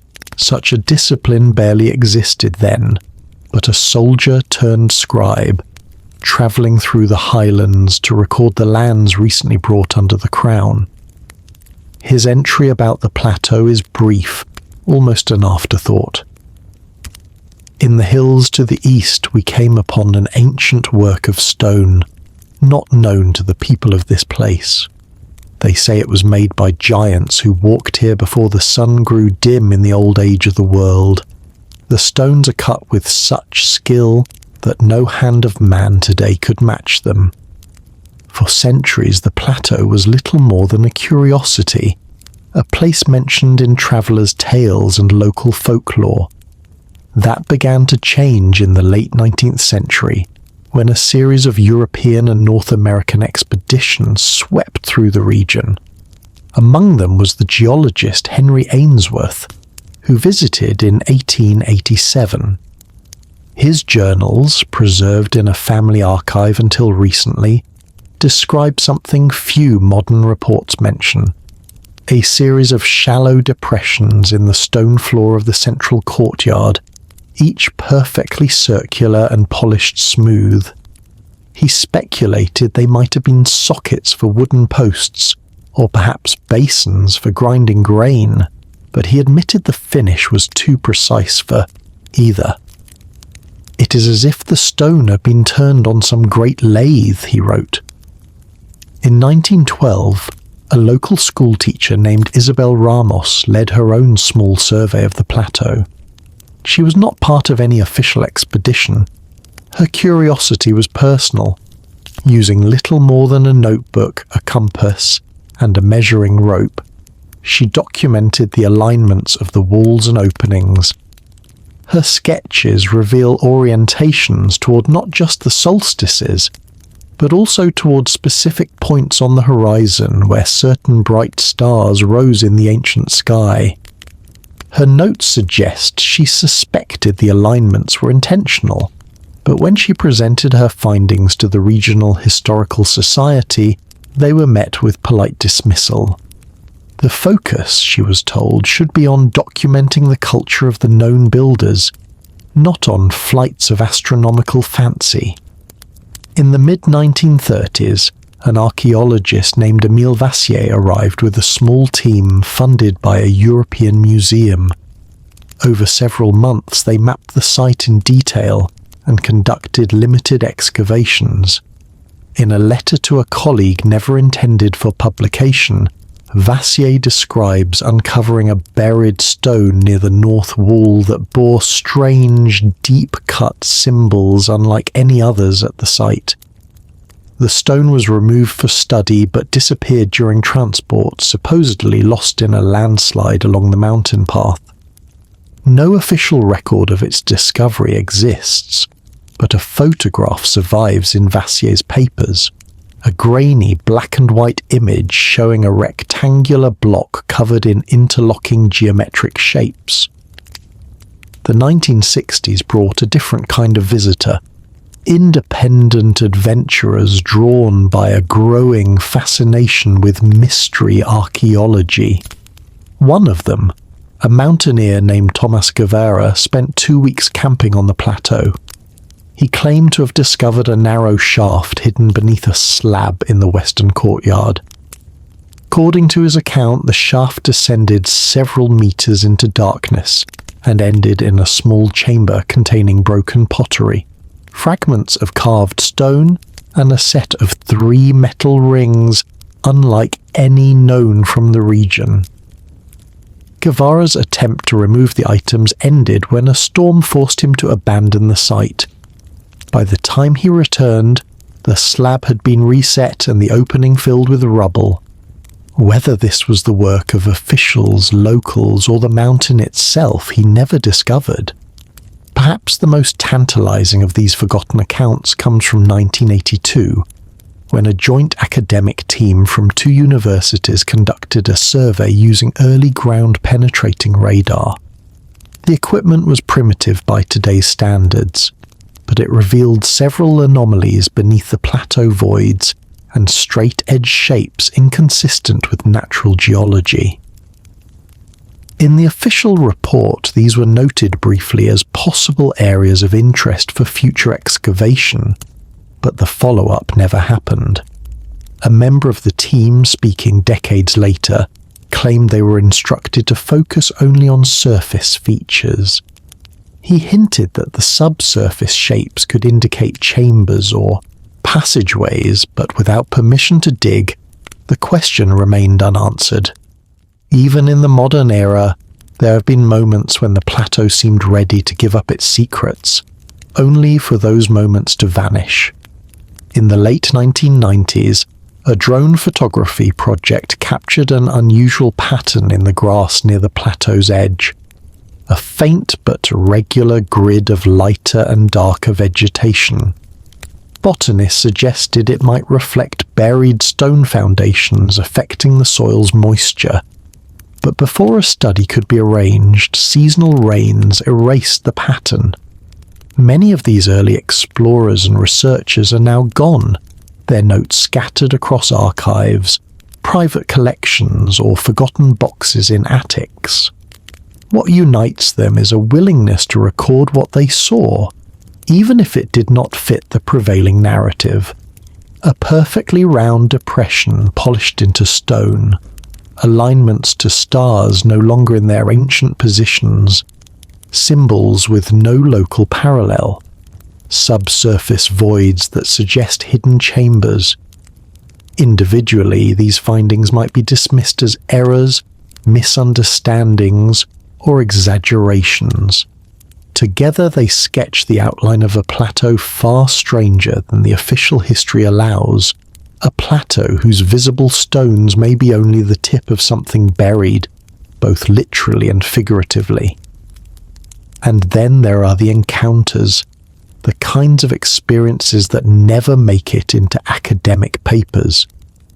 Several explorers wrote in their private journals of feeling an unshakable sense of being watched while on the plateau. Some described sudden headaches or dizziness that faded the moment they stepped beyond the outer walls.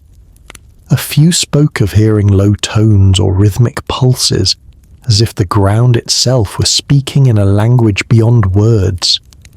Whether these are psychological effects of isolation and altitude or something more, they have left lasting impressions on those who experienced them. The forgotten expeditions of the plateau are like stones scattered across a field. Each is interesting in its own right, but only when you begin to arrange them do you see the shape they might form. It is not a complete shape, not yet, but it is enough to make you wonder why so many pieces remain outside the official puzzle. Perhaps one day someone will gather them all, sift through the brittle pages and fading photographs, and see the plateau not as a finished story, but as one still unfolding. Until then, these fragments remain where they have always been, in the margins, waiting for the moment when the world is ready to listen. In recent years, the plateau has been seen not just through human eyes, but through the unblinking gaze of technology. Where early explorers carried notebooks and compasses, Modern teams arrive with satellite imagery, drones, ground-penetrating radar, and 3D laser scanners. Each new tool peels back another layer, revealing features invisible to the naked eye, sometimes confirming old suspicions and sometimes opening entirely new mysteries. The first breakthrough came from above. High-resolution satellite photographs taken in the dry season when the grass lay flat and pale revealed subtle shapes beyond the known boundaries of the site. Long, faint lines stretched out from the plateau's edge, some running for hundreds of meters before vanishing into the landscape. Archaeologists call them geoglyph traces, patterns in the soil that could be remnants of ancient roads, walls, or ceremonial processions. One line points directly toward a distant mountain peak, another toward a valley where springs feed into the river below. These alignments mirror some of the theories proposed a century ago by the schoolteacher Isabel Ramos alignments to landmarks both earthly and celestial. Only now, with a view from orbit, the scope becomes clearer. The plateau may not have been an isolated site after all, but a hub in a wider network of pathways and sightlines that connected it to other places both near and far. On the ground, LiDAR scanning a technology that uses laser pulses to measure the landscape in fine detail has stripped away the vegetation in digital form, exposing what lies beneath. The scans revealed low mounds and rectangular foundations hidden under centuries of soil and grass, some arranged in patterns that suggest deliberate planning. To the untrained eye, they might look like natural features, but their symmetry hints otherwise.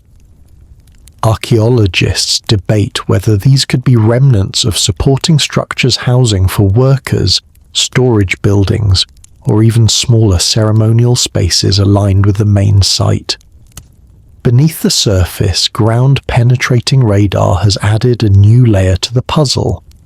Multiple surveys have confirmed the existence of voids beneath the plateau, some irregular, likely natural cavities, but others with sharp geometric edges.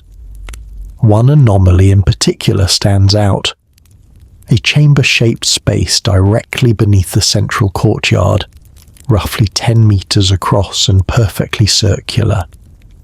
The radar images show what could be a passage leading toward it from the west, though it's unclear whether this is open or collapsed.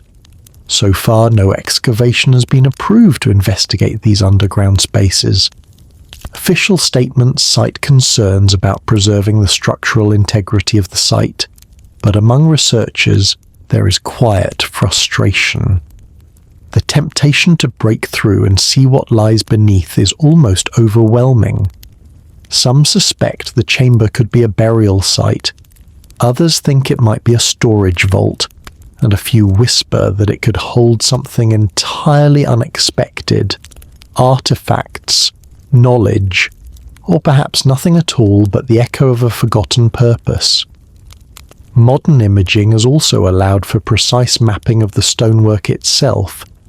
3D laser scans have measured the joints between stones down to the millimeter, confirming what the eye already suspects. In some places, the fit is so exact that it defies the tolerances achieved by most pre-industrial masonry. Analysis of tool marks has been equally intriguing.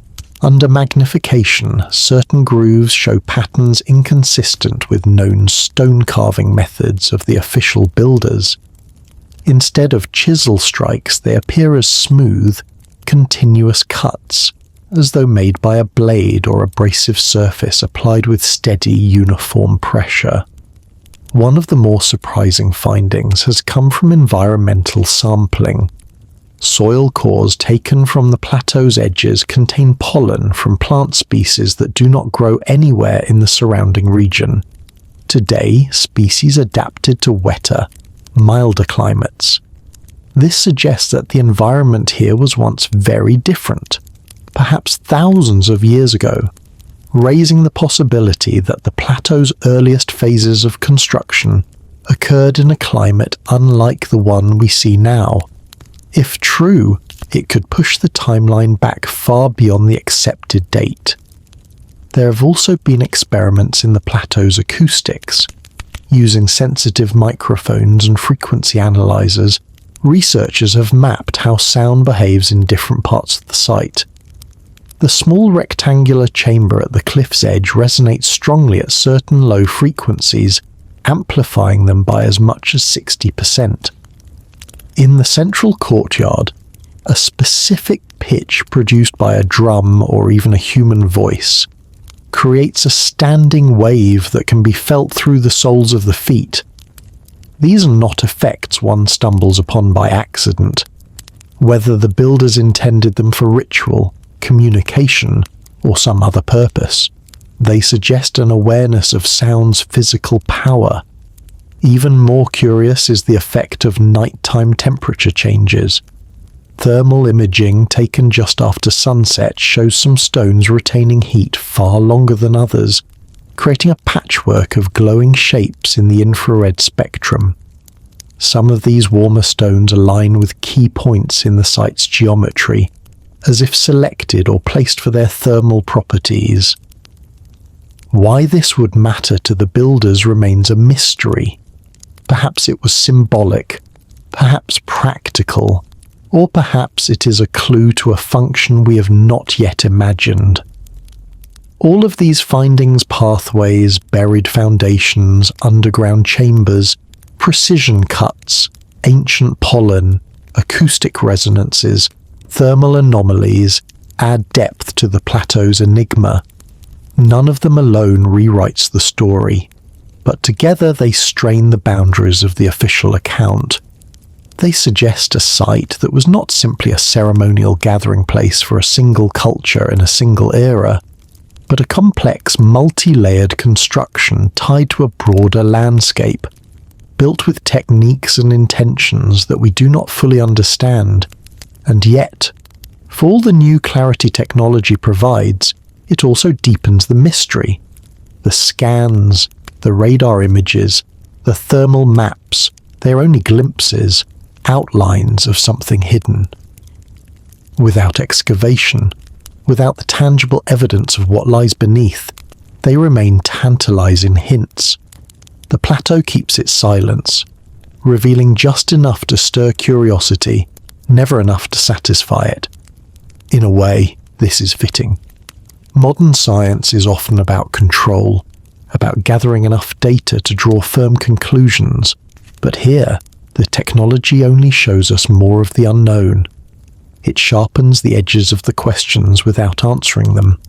Standing on the plateau with a tablet full of 3D models and spectral images, a modern researcher might feel no closer to the truth than Henry Ainsworth did with his notebook and pencil in 1887. The tools have changed, the resolution is finer, but the mystery is the same. Perhaps it always will be, until the day someone is allowed to go deeper, to lift the stones and see what lies in the cool darkness below. And even then, the plateau may still hold more than we expect. What if we are not the first? Not the first to stand beneath these same stars, to shape stone with purpose, to measure the seasons in the arc of the sun and the slow turning of constellations? What if we are only the latest chapter in a story that has been told before, written on the earth, then erased by time, then written again? We can feel it here, can't we? The plateau does not speak in words, yet we understand its language, the weight of the stones, the way they fit together as if poured into place. The quiet alignment with a star that no longer rises where it once did. Each is a fragment, and together they begin to draw the outline of something vast. Imagine it. Imagine a world long before the world we know. Oceans might have been lower or higher. Continents joined in shapes we wouldn't recognize. Rivers flowed where deserts now stand. In that world, There may have been cities, not of glass and steel, but of stone and timber and something else. Something we can't name because it no longer exists. In that world, the people, our predecessors were not primitive in the way we picture ancient humans. They understood the sky, perhaps more deeply than we do. They understood the ground, the way sound travels through it, the way certain stones hold heat or hum with vibration. Their technology might not have looked like ours. No glowing screens, no engines.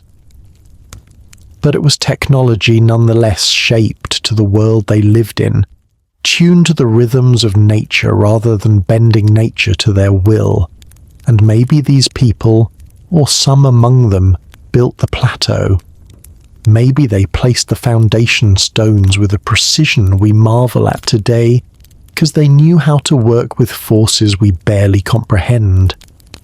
They aligned the walls not only with the sun and moon, but with places far across the land, creating a web of connections, a network of meaning. Perhaps they built it to last. Perhaps they built it for themselves, for their own gatherings, their own ceremonies, or perhaps they built it for us, or for whoever would come after them, knowing their own time was running out. Because in this imagining, there is always a turning point. The cycle is not endless growth. It is rise and fall. Something happened to that earlier world. A flood, a fire from the sky, a long winter that turned harvest to dust. Maybe the cause was nature. Maybe it was their own doing. Maybe it was both. But the effect was the same. Cities vanished, knowledge was lost, and the survivors carried only fragments into the next age. The plateau may have been one of those fragments, left behind as a marker, as a memory carved into the bones of the earth, a silent message to anyone who would one day stand here again and wonder. And here we are. We stand where they stood.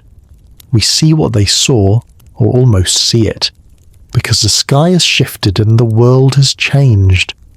We bring our own tools, our own questions, our own urgency to know, but in many ways we are the same. We are curious. We are restless. We want to understand where we came from. If this what-if is true, then the plateau is not just about the past. It is a mirror. It reflects us back to ourselves. It asks, will we also build in ways that last? Will our own works be understood by those who come after us? Or will they puzzle over our ruins the way we puzzle over this one? Will they think of us as primitive or advanced? Will they even know we existed? In this shared imagining, the divisions between mainstream history and alternative theory blur. The labels don't matter as much as the possibility they point to that we are part of something bigger, older, and more intricate than our short timelines allow. The plateau becomes a chapter in a book that stretches back beyond the Ice Age, maybe beyond the birth of our species. And if there have been other chapters, other civilizations, then what else lies hidden? How many plateaus, pyramids, stone circles, and buried cities wait beneath forests, deserts, and oceans? How many stories have been told and then forgotten, waiting to be told again?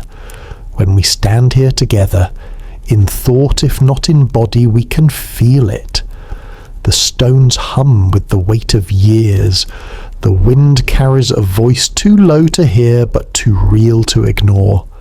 The stars above are old friends, older than we are, older than anyone who has ever built anything here. And maybe that is the real power of the what-if. It is not about proving one version of history over another. It is about opening the door to wonder. It is about feeling the connection between us and those who came before, whoever they were, whatever they knew. It's about knowing that we walk in a story whose first lines were written long before we arrived, and whose last lines will be written long after we're gone. So we imagine not as a fantasy, but as a shared possibility. We imagine a world that has risen and fallen more than once. We imagine the plateau as a survivor from a forgotten time, a gift from a people who knew the value of building for the ages. We imagine that we too are capable of leaving something that will endure, something that will speak to the far future without words. What if we are not the first? What if we are simply next? If that is true, then the plateau is more than stone. It is a reminder, a teacher, a warning. It is a place where the past and future touch. And in this moment, standing here together, it is also ours, not to own, but to listen to. Because in the quiet between one breath and the next, you can almost feel it. The sense that we are not alone in time, that others have walked this path, that others will walk it again, and that somewhere, in the vast weaving of history, our threads will meet. You stand here again. The air is cool now, the kind of cool that carries a softness in it, wrapping around you without chill. Your breathing has slowed. Your shoulders have dropped. The sounds of the modern world feel far away, as though you left them behind miles ago. All that's here now is the plateau, the stones, the wind that moves gently between them, and you. The moon is higher than before, bathing the sight in silver light. Every surface seems sharper under its glow, the edges of the walls, the faint grooves in the carvings, the long shadows stretching like dark fingers across the ground. You step slowly, not because the ground is uneven, but because moving any faster would feel wrong here. Your fingertips trail along the cold stone, and for a moment it feels almost warm where the moonlight has touched it. You pause, looking up at the stars. They are brilliant tonight, scattered in countless numbers, each one burning in silence. You imagine the first ones, or whoever came before, looking at this same sky. Perhaps they stood where you stand now, their eyes tracing the same constellations, their minds wondering about the same things. The thought sends a shiver through you, not from fear, but from recognition. It's as if time has folded in on itself, and for this moment, you're not just in your own life, but in theirs as well. The line between then and now is thin, like a thread of silk stretched tight, shimmering in the moonlight. You close your eyes and simply listen. The night is not silent, not truly. You can hear the low hiss of the wind weaving through the stones. You can hear the faint rustle of grass at the plateau's edge. Somewhere far off, an owl calls once, twice, and then all is still again. Beneath those sounds is something quieter still, a hum so low you feel it more than hear it, a vibration in the air and in your bones. You take a step into the central courtyard. The ground here feels different beneath your feet, firmer somehow, as though the stone beneath the thin layer of soil has been laid with care. You remember the hidden chamber below, the one seen in radar images but never opened. You imagine what it would be like to stand inside it, to feel the air that has been sealed away for who knows how long. The wind shifts, carrying with it a scent dry earth. Yes, but something else too. It smells faintly of rain, though no clouds hide the stars. You breathe it in slowly, letting it fill you. Every breath feels like a conversation with the place itself. You inhale its history, and you exhale your presence into it. You walk toward the tilted central stone. Up close, it looms like a sentinel, its surface catching the moonlight in pale streaks. You place your palm against it. The cold travels up your arm, but so does a kind of stillness, as if the stone is lending you a piece of its patience. You think about how long it has stood here, through storms and summers, through the rise and fall of lives and civilizations. You think about how, in all that time, it has never once spoken, and yet, somehow, it has never stopped speaking. You wonder if the builders, whoever they were, ever imagined this moment. Someone from a distant future standing here, touching their work, wondering who they were. Did they hope you would come? Did they hope anyone would? Or did they build simply because it was in their nature to build, to leave something behind? The questions do not demand answers. They drift in and out like the wind, each one a soft wave lapping at the shore of your mind. You find comfort in their persistence, in the way they make you feel connected not just to the past, but to the vast sweep of time itself. You move along the inner wall, tracing the carvings with your fingers. Spirals, lines, star shapes, each one worn, yet still holding its form. You pause at a spiral larger than the rest, its grooves deep enough for your fingertip to sink into. In the moonlight, the spiral seems to turn slowly, though you know it is only an illusion. Still, you can't help but feel it is turning inward, pulling you with it. The night deepens. The air cools further, but you don't feel the chill.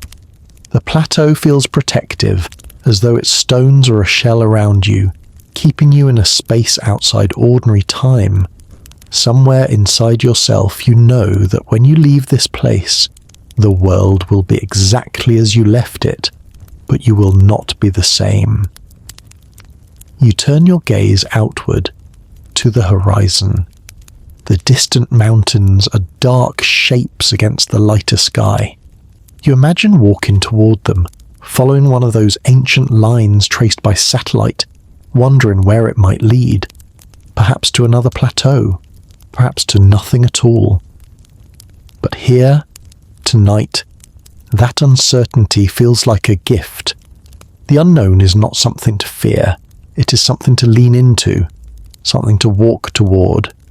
You let your eyes fall closed again. You listen to the hum.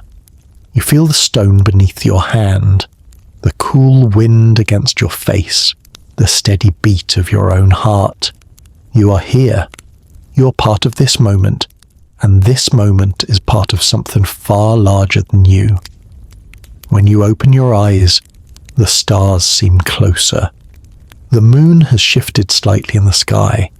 Time has passed, but you're not sure how much. The plateau is exactly as it was when you arrived, yet it feels changed. No, you feel changed. It's as if the place has quietly folded itself into you, a weightless presence you will carry away when you leave. For now, though, you stay, you breathe, you listen. You let the stones hold you in their silence.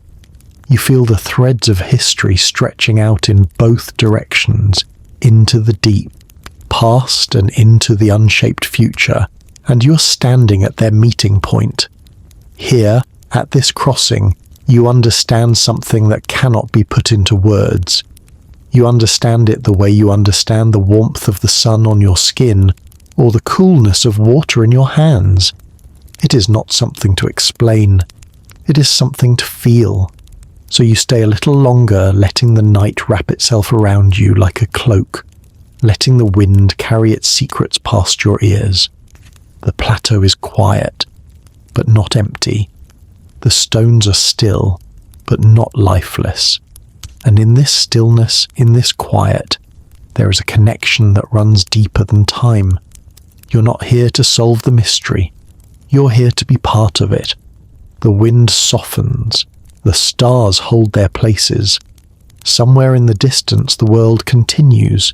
People sleep in their homes. Rivers move quietly through valleys, and faraway cities glow like constellations fallen to earth. But here, on this plateau, the moment feels untouched. You take one step back from the central stone and look over the courtyard, its shapes etched in silver light.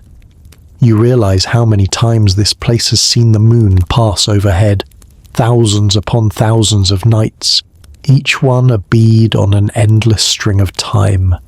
Civilizations have come and gone, seasons have cycled in and out, and still the stones remain. They are not frozen in time, they change, weathered by wind and rain, but their presence endures, as though they are less concerned with the years than with the rhythm of something larger. You think about all the people who have stood here before you. Some would have come with purpose priests, astronomers, builders, leaders, knowing exactly why they were here. Others might have wandered in by chance, pausing in the middle of a journey to rest among these stones without knowing their story. And still others perhaps came for the same reason you did, because something in them responded to the pull of this place, something they couldn't name but couldn't ignore. You imagine them hands brushing the same carvings, eyes lifting toward the same stars. You wonder what they were thinking, what they were feeling. Did they stand here in awe, in prayer, in gratitude, in fear? Did they ask themselves the same questions you've been asking tonight, or did they carry different questions entirely? The thought is both humbling and comforting, that you are part of a line that stretches far beyond sight, a line woven not by blood or nation, but by shared wonder. You and they are separated by centuries, yet in this moment you share the same ground, the same air, the same endless sky. A quiet truth begins to settle over you, not the kind that comes with trumpets and declarations, but the kind that slips in gently, like light through a narrow window. The truth that maybe the value of the plateau isn't in the answers it can give us, but in the questions it makes us carry. Maybe the builders, whether they were the known culture or someone much older, did not intend to leave us a solution to decipher, but an invitation to wonder. Because wonder has its own power. It slows us down. It makes us look longer, listen closer. It makes us aware of how small we are, and yet how connected to each other, to the earth, to those who came before, and to those who will come after. Wonder makes us remember that our lives are threads in a much greater tapestry, one we will never see in full, but can still feel beneath our fingertips. You think of the what if that brought you here tonight. What if we are not the first? What if the plateau is older than we've been told? What if these stones hold knowledge we've forgotten? These questions may never be answered, but that does not make them less valuable. If anything, their lack of answers makes them more precious. They keep the door open. They remind us that the story of humanity and of the earth itself is still unfolding, still capable of surprising us. The night deepens and you feel the pull to stay here forever, but you also feel the plateau gently reminding you that it is not a place to live, but a place to visit, to carry away in memory. Its role is not to hold you here, but to send you back into the world with something you didn't have before, a sense of time that stretches beyond the limits of your own life, and a respect for the mysteries that will outlast you. Your gaze drifts once more to the horizon. Somewhere out there are other stones, other ruins, other markers left by people whose names we no longer know. They may be waiting in deserts, hidden beneath forests, resting at the bottom of oceans. Each one is another voice in the chorus, singing a song that began before the first word was spoken and will continue long after the last. The plateau, in its own silent way, tells you this: you are part of that song. You may not know the melody, you may not understand all the verses, but your voice is in it. So is mine, so is everyone's, and the song is richer for it. You breathe in deeply, taking the cool night air into your lungs. You let it out slowly, watching it fade into the starlight. Your body feels heavier now, but in a good way, like a stone placed carefully in the right place, serving a purpose simply by being there. You take one last look around the courtyard. The carving seems softer now, the shadows longer. The hum in the air is still there, a steady presence beneath all other sounds. It feels like a heartbeat, maybe the plateau's, maybe the earth's, maybe your own. It no longer matters which. And so, as you prepare to leave, you carry with you not a conclusion, but a question. What else might lie hidden, waiting for us to remember? You carry it lightly, knowing it will surface again whenever you look up at the stars or stand among old stones. You carry it knowing it will outlast you, just as it has outlasted countless others before you. The path away from the plateau is gentle, the ground sloping downward, the air still cool and clear. You take each step slowly, letting the place fade behind you without rushing it. And even when it's no longer in sight, you can still feel it, like a warm stone in your pocket, like the echo of a drumbeat in your chest. And as always, may the silence guide you through the past. The stone, the shadow, the silence. 3 elements you've carried with you since the moment you first stepped onto the plateau. They are not just parts of the landscape, they are the language of this place, the way it speaks without a single word. Tonight, they are your companions as you walk back through the memory of your time here. The stone comes first, solid beneath your feet, cold beneath your hand. It is the most obvious of the 3. It is weight and permanence, the part of the plateau that resists change. The stones have been here through countless seasons. They have felt the warmth of summer suns and the bite of winter winds. They have been soaked by rains, frozen by ice, and baked under skies without clouds, and yet they remain. The stone reminds you that some things are worth building to last, even if they outlive the builder. It tells you that a single moment of intention, a stone placed in the right spot, cut with the right angle, can echo forward through centuries. You think about the hands that lifted these blocks into place, about the choices made by people you will never meet, and you realize that you are walking in the architecture of someone else's dream. Then comes the shadow. You saw it earlier, stretching across the courtyard, creeping along the carvings. The shadow changes constantly, yet it follows rules, returning each day to the same paths, marking the passing hours in slow, deliberate movements. Here, shadows are not just absence of light, they are instruments. They reveal patterns invisible in the brightness of day, calling attention to certain symbols or stones only when the sun or moon stands in the right place. The shadow teaches you that time is not something to fear. It shows that even as the light fades, beauty remains. It teaches that change can reveal truths that constancy hides. On the plateau, the shadow is as much a builder as the masons who placed the stones. It works with the sun and moon to shape the experience of the place, to make it speak in rhythms and alignments that stretch across years, decades, and even millennia. And finally, the silence. It is not the absence of sound, but the presence of stillness. It is the way the plateau holds the air, how the wind seems to soften when it passes over the stones. In the silence you hear your own breath. You hear the faint hum in the walls.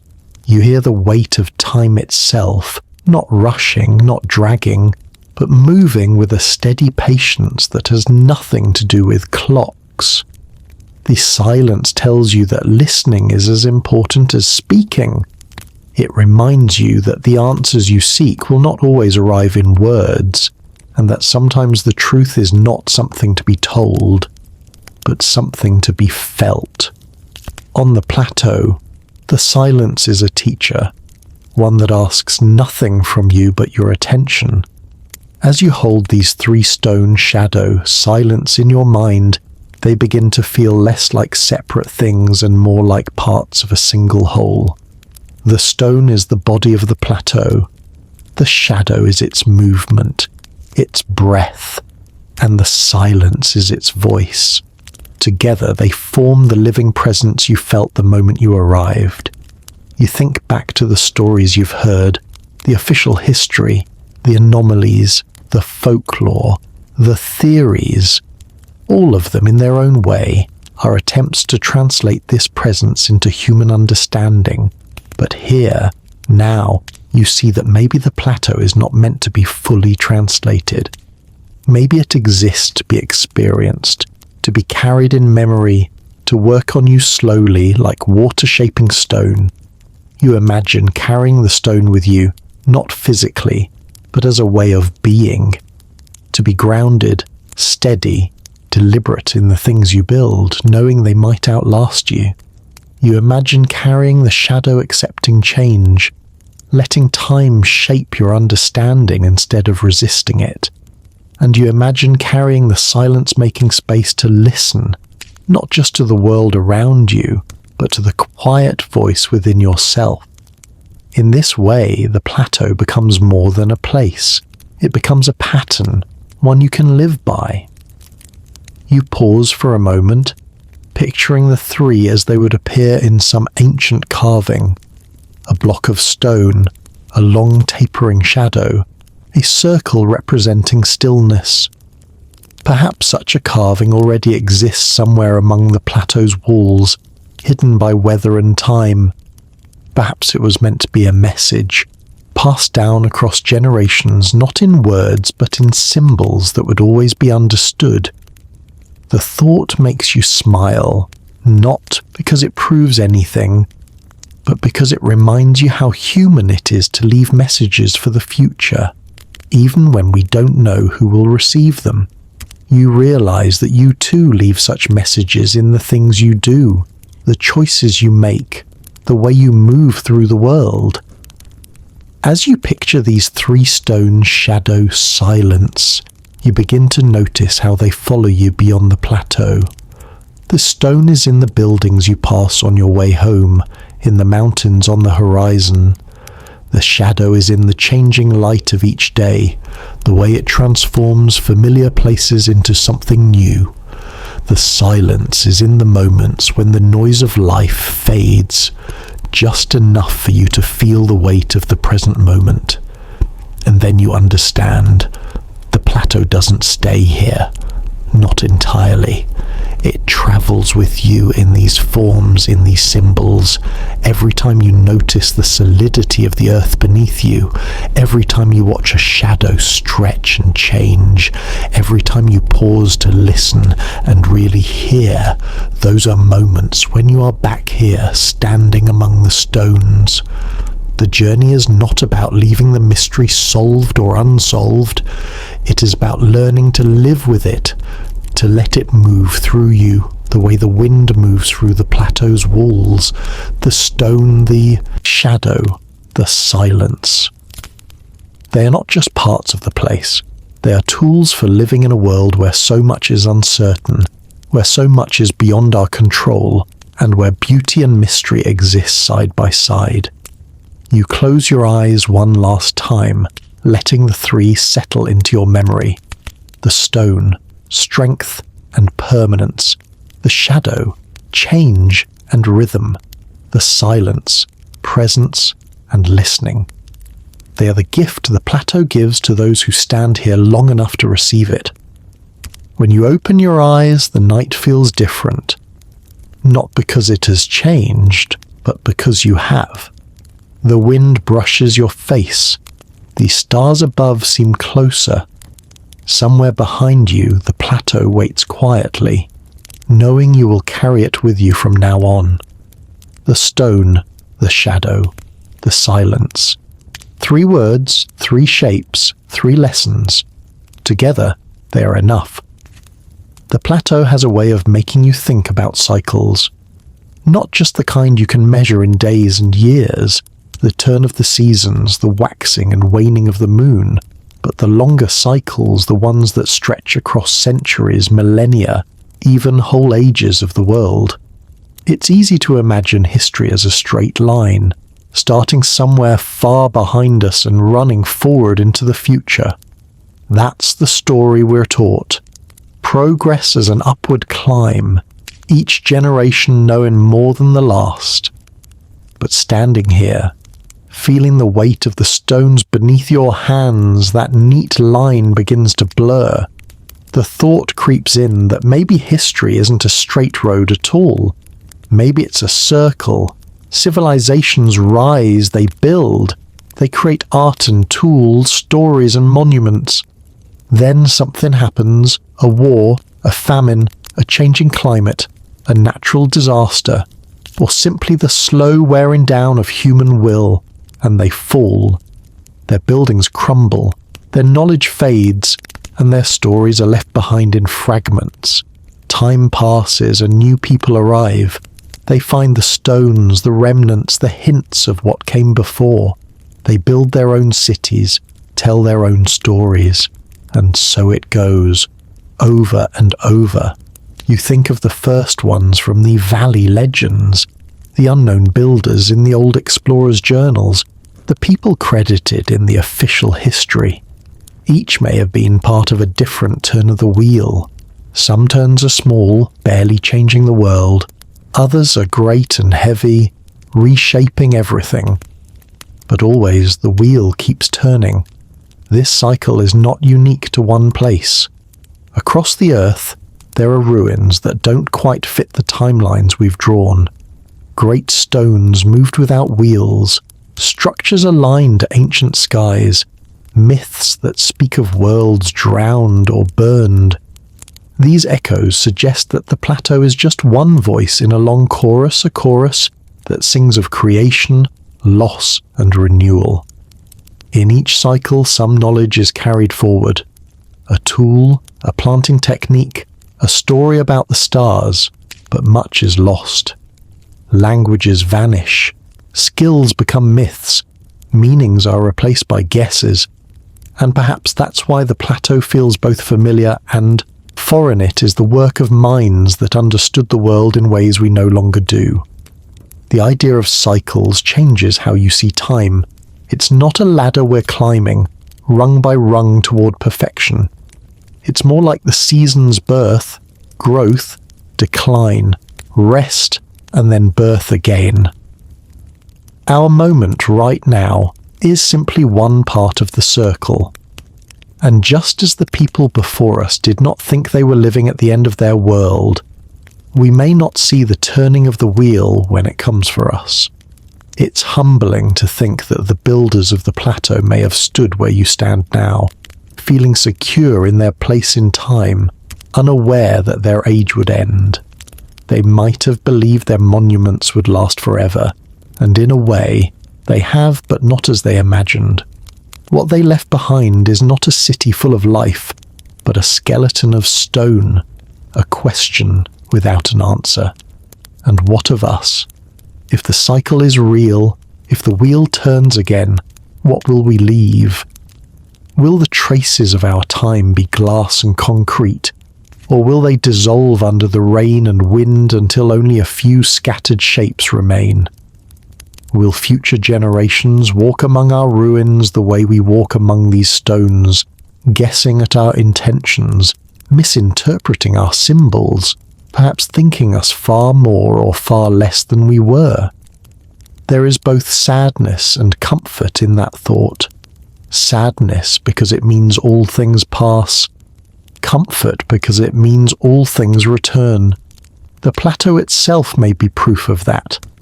Built in one cycle, forgotten in another, found again in ours. Its meaning changes each time, yet it endures. In this way, The plateau is more than a relic, it's a participant in the great rhythm. It has been sacred ground, abandoned ground, a curiosity, a mystery. It has been understood, misunderstood, ignored, and rediscovered. And each time it has offered something different to those who came. The cycles are not just in civilizations, they are in us as individuals. We learn, we forget, we remember. We grow strong, we grow tired, we grow strong again. We live through moments of clarity and moments of confusion. Our lives are filled with rises and falls, beginnings and endings that are never quite as final as they seem. Perhaps that's why the plateau feels so resonant. It mirrors our own inner rhythms. We see our own patterns reflected in the worn stone and the changing shadow. It reminds us that forgetting is not always a loss. It can be the space in which new understanding grows. And remembering is not simply recalling facts. It's reweaving ourselves into the larger story. You think again of the what if that's been with you since the start. What if we are not the first? If that's true, then it's likely we won't be the last either. The cycle will carry on. Others will come after us. They will wonder about us as we wonder about those before. And maybe, if we are lucky, they will find something we have left, a stone, a carving, a line of words, and feel the same quiet awe that you feel now. It changes how you see the present. The here and now is not just a fleeting moment. It is also a foundation stone for what comes next. What we do, what we build, what we pass on will become part of someone else's long ago. The cycle gives our choices weight. It asks us to think not just about survival in our own time, but about what we will leave for those who inherit the turning of the wheel. And perhaps this is why the plateau has endured. It was not only a place of its own time, it was a gift to the future, a marker to say, we were here, we lived, we saw the stars and built something to last beneath them. You stand in the night, feeling the cool air brush against your skin, and the idea of cycles no longer feels abstract. It feels personal. You are part of one now, just as those before you were, just as those after you will be. The plateau is the thread that ties you all together, its stones holding memories you can sense but never fully know. The wheel will turn again. Civilizations will rise and fall, knowledge will be lost and found, and somewhere, perhaps here, perhaps far away, a place like this will wait quietly, holding its silence until the next curious soul arrives to walk its paths. You take a breath, feeling the weight and lightness of that truth. The cycle is not something to fear, it is simply the way of things. And knowing that makes your place in it all the more meaningful. You are still here. The plateau is fading into shadow behind you, but its presence lingers, etched not in the air now, but in you. The night is quiet, but not empty. You carry the hum of the stones, the shifting light of the shadow, the endless patience of the silence. They are with you as you take these last steps, the cool ground firm under your feet. For a moment, you pause and look back. The outline of the walls glows faintly under the moon, their edges softened by distance. You realize you're not just looking at stones, you're looking at a story, one that began long before you arrived, one that will continue long after you're gone. The plateau doesn't need you to solve it. It only needs you to witness it, to hold it in your thoughts as you move forward. The questions rise again, as they always will. Who built this? Why did they choose this place? What did they know that we have forgotten? The answers, if they exist, are not for tonight. Tonight is for carrying the mystery with you, not as a burden, but as a gift. because mystery invites us to imagine, and imagination is the thread that ties us to both the past and the future. You walk on. The path feels softer now, the slope more gentle. Above, the stars seem to follow you, their light spilling like silver threads across the dark. You feel connected to them in a way you can't quite explain, as though they've been watching not just you, but every person who has ever walked here. Perhaps they have. In your mind, you revisit what the plateau has given you, the strength of the stone, the lesson of the shadow, the listening of the silence, the understanding of cycles. These are not just ideas, they are companions you can take with you into your waking life. They will be there when you need stillness, when you face change, when you search for meaning in a world that moves too quickly. And somewhere, deep inside, you know this isn't the end of the journey. The plateau will call you back. Not necessarily in body, but in memory, in dreams, in the quiet moments when you find yourself staring at the horizon and wondering what lies beyond it. That's the thing about places like this. Once they enter you, they stay. The cool night air feels softer now, like a blanket drawn lightly over your shoulders. Your breath is slow, steady. Your body feels heavy in the best way, as though you could sink into the earth and rest there for 100 years without worry. The world is far away. All that exists is you, the path, and the quiet truth you've gathered. You think about others who might walk this path after you. Maybe they'll feel the same stirring of curiosity. Maybe they'll ask the same what if that kept you company tonight. Maybe they'll add their own questions, their own dreams, their own interpretations. And maybe, just maybe, they'll feel connected to you across the distance of years, just as you have felt connected to those who came before. That's the real magic of the plateau. It turns time into a circle, linking strangers across centuries through nothing more than a shared sense of wonder. You are part of that now. You take a deep breath, and the world feels wide and calm. There is nothing you need to do, nowhere you need to be. This is enough. This moment is enough. So when you reach the end of the path and the open land stretches before you, you don't feel like you're leaving. You feel like you're carrying the plateau with you. Its stones are in your memory. Its shadow walks beside you. Its silence rests in your chest. And every step from here on will be touched by them. And as you step into the world again, the final question lingers, not to be answered, but to be cherished. What else might lie hidden, waiting for us to remember? If you've been walking here with me tonight, I'd love to know, where are you listening from? Somewhere far from this place, or somewhere close enough to feel its breath? Tell me in the comments. I want to hear your part of the story. If this journey has brought you calm, if it's opened that door to quiet wonder inside you, make sure you subscribe so you can return here again, because the stories, the mysteries, and the stillness will always be waiting for you.